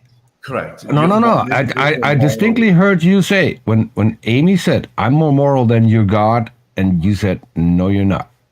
Yeah, because the reason maybe you didn't understand, I think the other chaps did, is I believe for any moral system must have authority to grant the judgment act to someone. The judge, be it the Supreme Court, be it us on this conversation, be it God, be it anyone. And I'm saying that no, in what I was telling him is that you're granting yourself moral authority as the judge role. Mm-hmm. And a theist would disagree with you. But so do you also, because you granted yourself moral authority? I used the analogy of a baseball game. You said I get to keep score, and now I'm keeping score. We're like, we didn't make you scorekeeper. Okay, but here's the thing. So you say you have to have a judge. Okay, I can see that. Mm-hmm. But can the judge also be the executioner? Only if he's lucky. Alhamdulillah. If you believe the Holy Quran, then that would be a perfect state of a caliph. But nevertheless, the execution is after the judgment. The question is, what's the framework in which the judgment role is occupied? My question is, who granted the authority to make the judge? And in the case of it seems to me that It seems to me that your judge is not only the accuser; he's the judge and he's the executioner. How's that a fair system? Yeah, he's so much more than that. He's absolutely all and everything. Yeah, so that's not a fair system then. But I don't think you understand. That's a difference, not a distinction. What I'm trying to say is, in your moral system, you've decided to occupy the role as judge, and then you're pointing at the other moral system, saying, "Hey, I judge you." And we're saying, first of all, it doesn't matter what your judgment is. The moral authority of your judgment system is yourself. Either it's genetic, it's Sam Harris, or it's some utilitarianism. You're assuming a whole lot, and you're putting a whole straw man position up for me. I wasn't talking about me. I was talking about what you said. I talked about skeptics. You said God is the judge, but he's not only the judge according to your book. He's the accuser, the executioner, and the judge. And to me, that doesn't sound like a good system. But when you make the statement, to me, that doesn't sound like a good system. In that statement, to me, you have granted moral authority in that statement to yourself. Okay, I'll rephrase.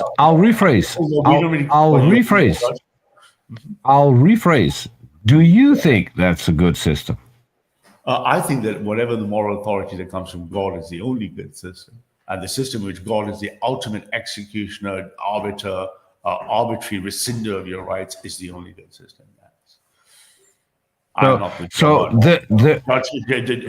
God decides to torture water and waterboard babies, that is the best system. Absolutely. I have no clue. I have no clue how that came into, because I've read the Bible. I have never figured out where he's the engaging waterboarding in is. fantasy.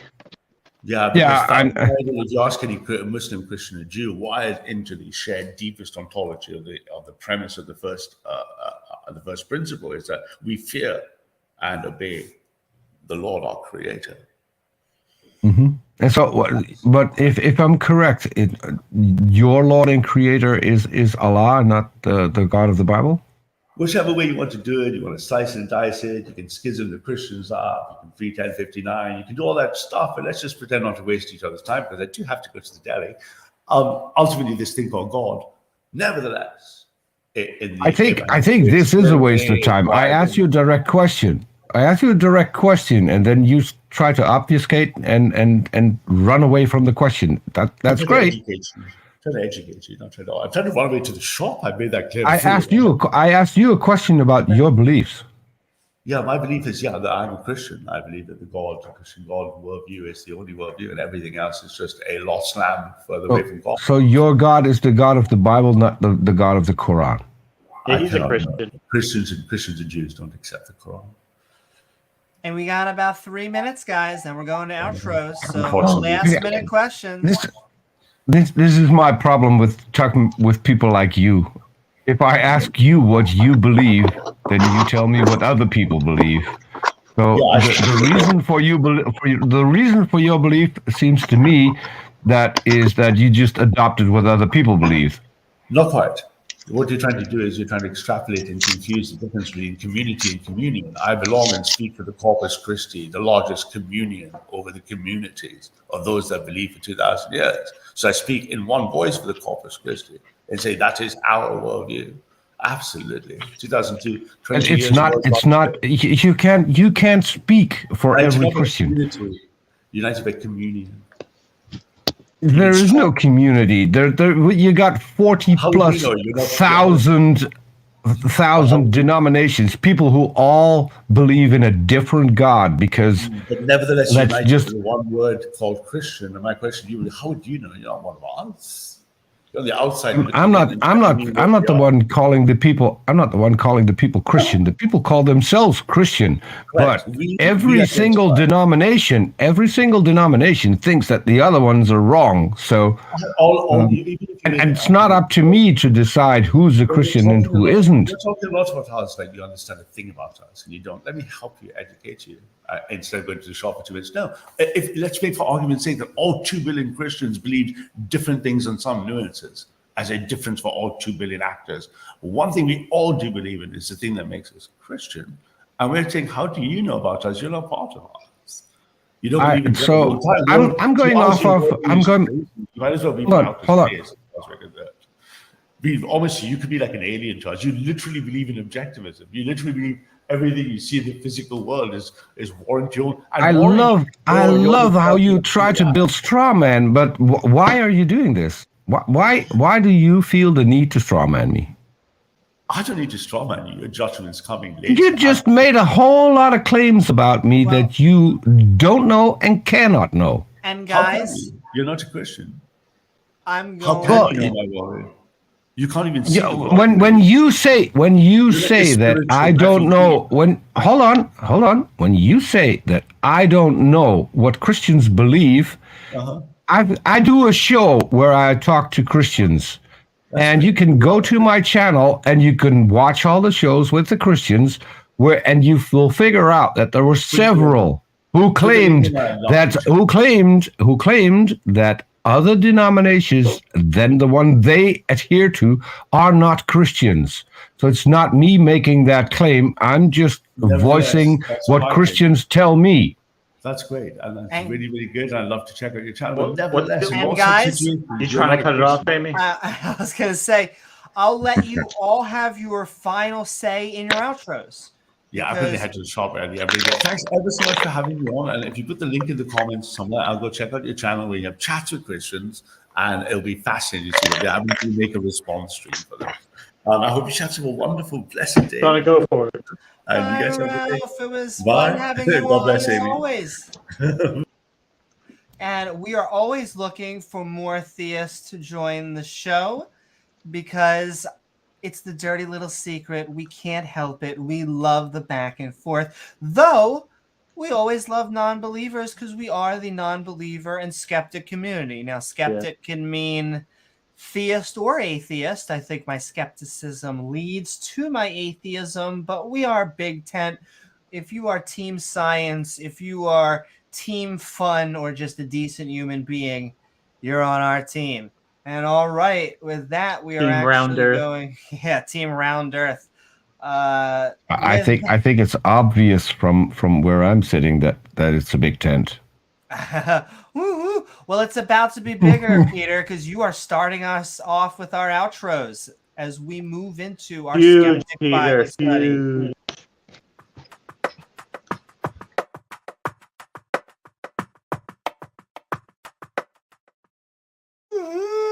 What is up, Peter? Lovely having you on. As always, I hope you had fun. Where can people find you? And we just finished up Numbers.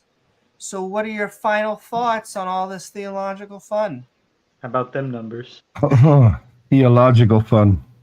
Let's kill everybody, but except for the little girls who's still a virgin. And then we can keep those for ourselves, which is Numbers 31. People want to check it out. Woohoo! How God can command his followers to take child sex slaves. Yeah, not really a moral God, according to me. And it's sad that people like Ralph always try to dodge the questions and build straw men.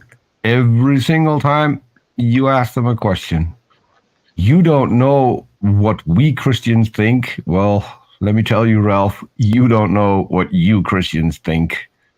And you're 100% wrong. So I spend several hours a week going on Christian channels. And I've got one favorite because I like the guy. And we just hang out. And he would disagree with you on pretty much every word that came out of your mouth while you were in here. It's sad that you ran away. I would love to see you talk with these people. I guess they would strongly disagree. I think the Bible is a horrible book. Horrible. Very horrible. In the news, we now see that people in Texas like to burn books, ban books. The children shouldn't read them. And there was a guy on Twitter who went on the streets and said, "Okay, so there's this horrible book where two girls have sex with their father. They make him drunk and then have sex with him. Should this book be banned from schools because it's present in every single Texas school? And everyone he interviewed said yes. And then he said, this book is the Bible.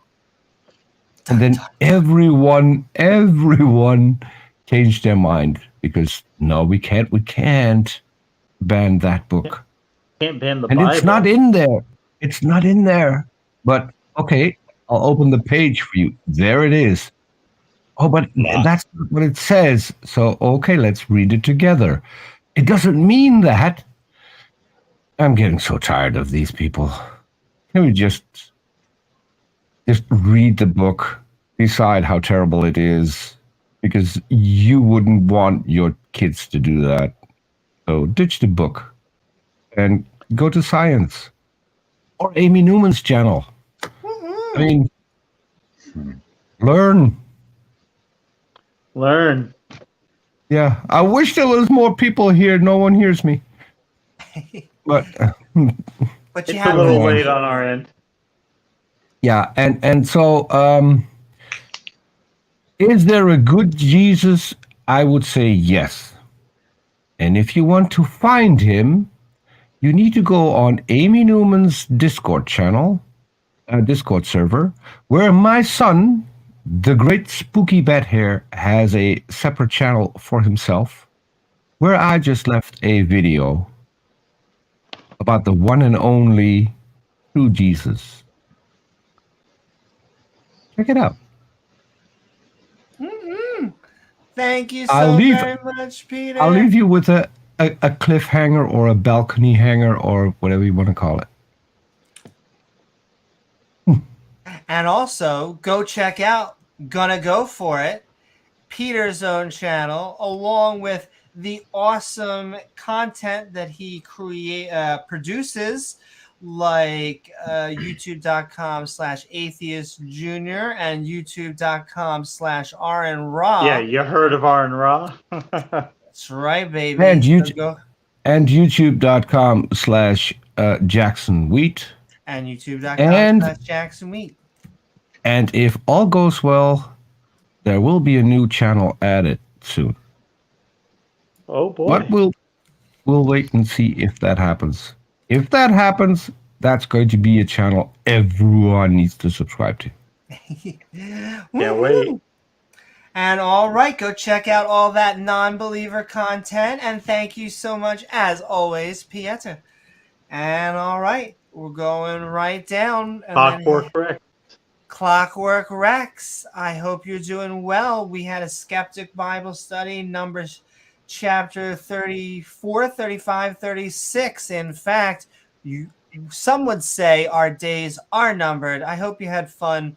Where can people find you? What are your final thoughts?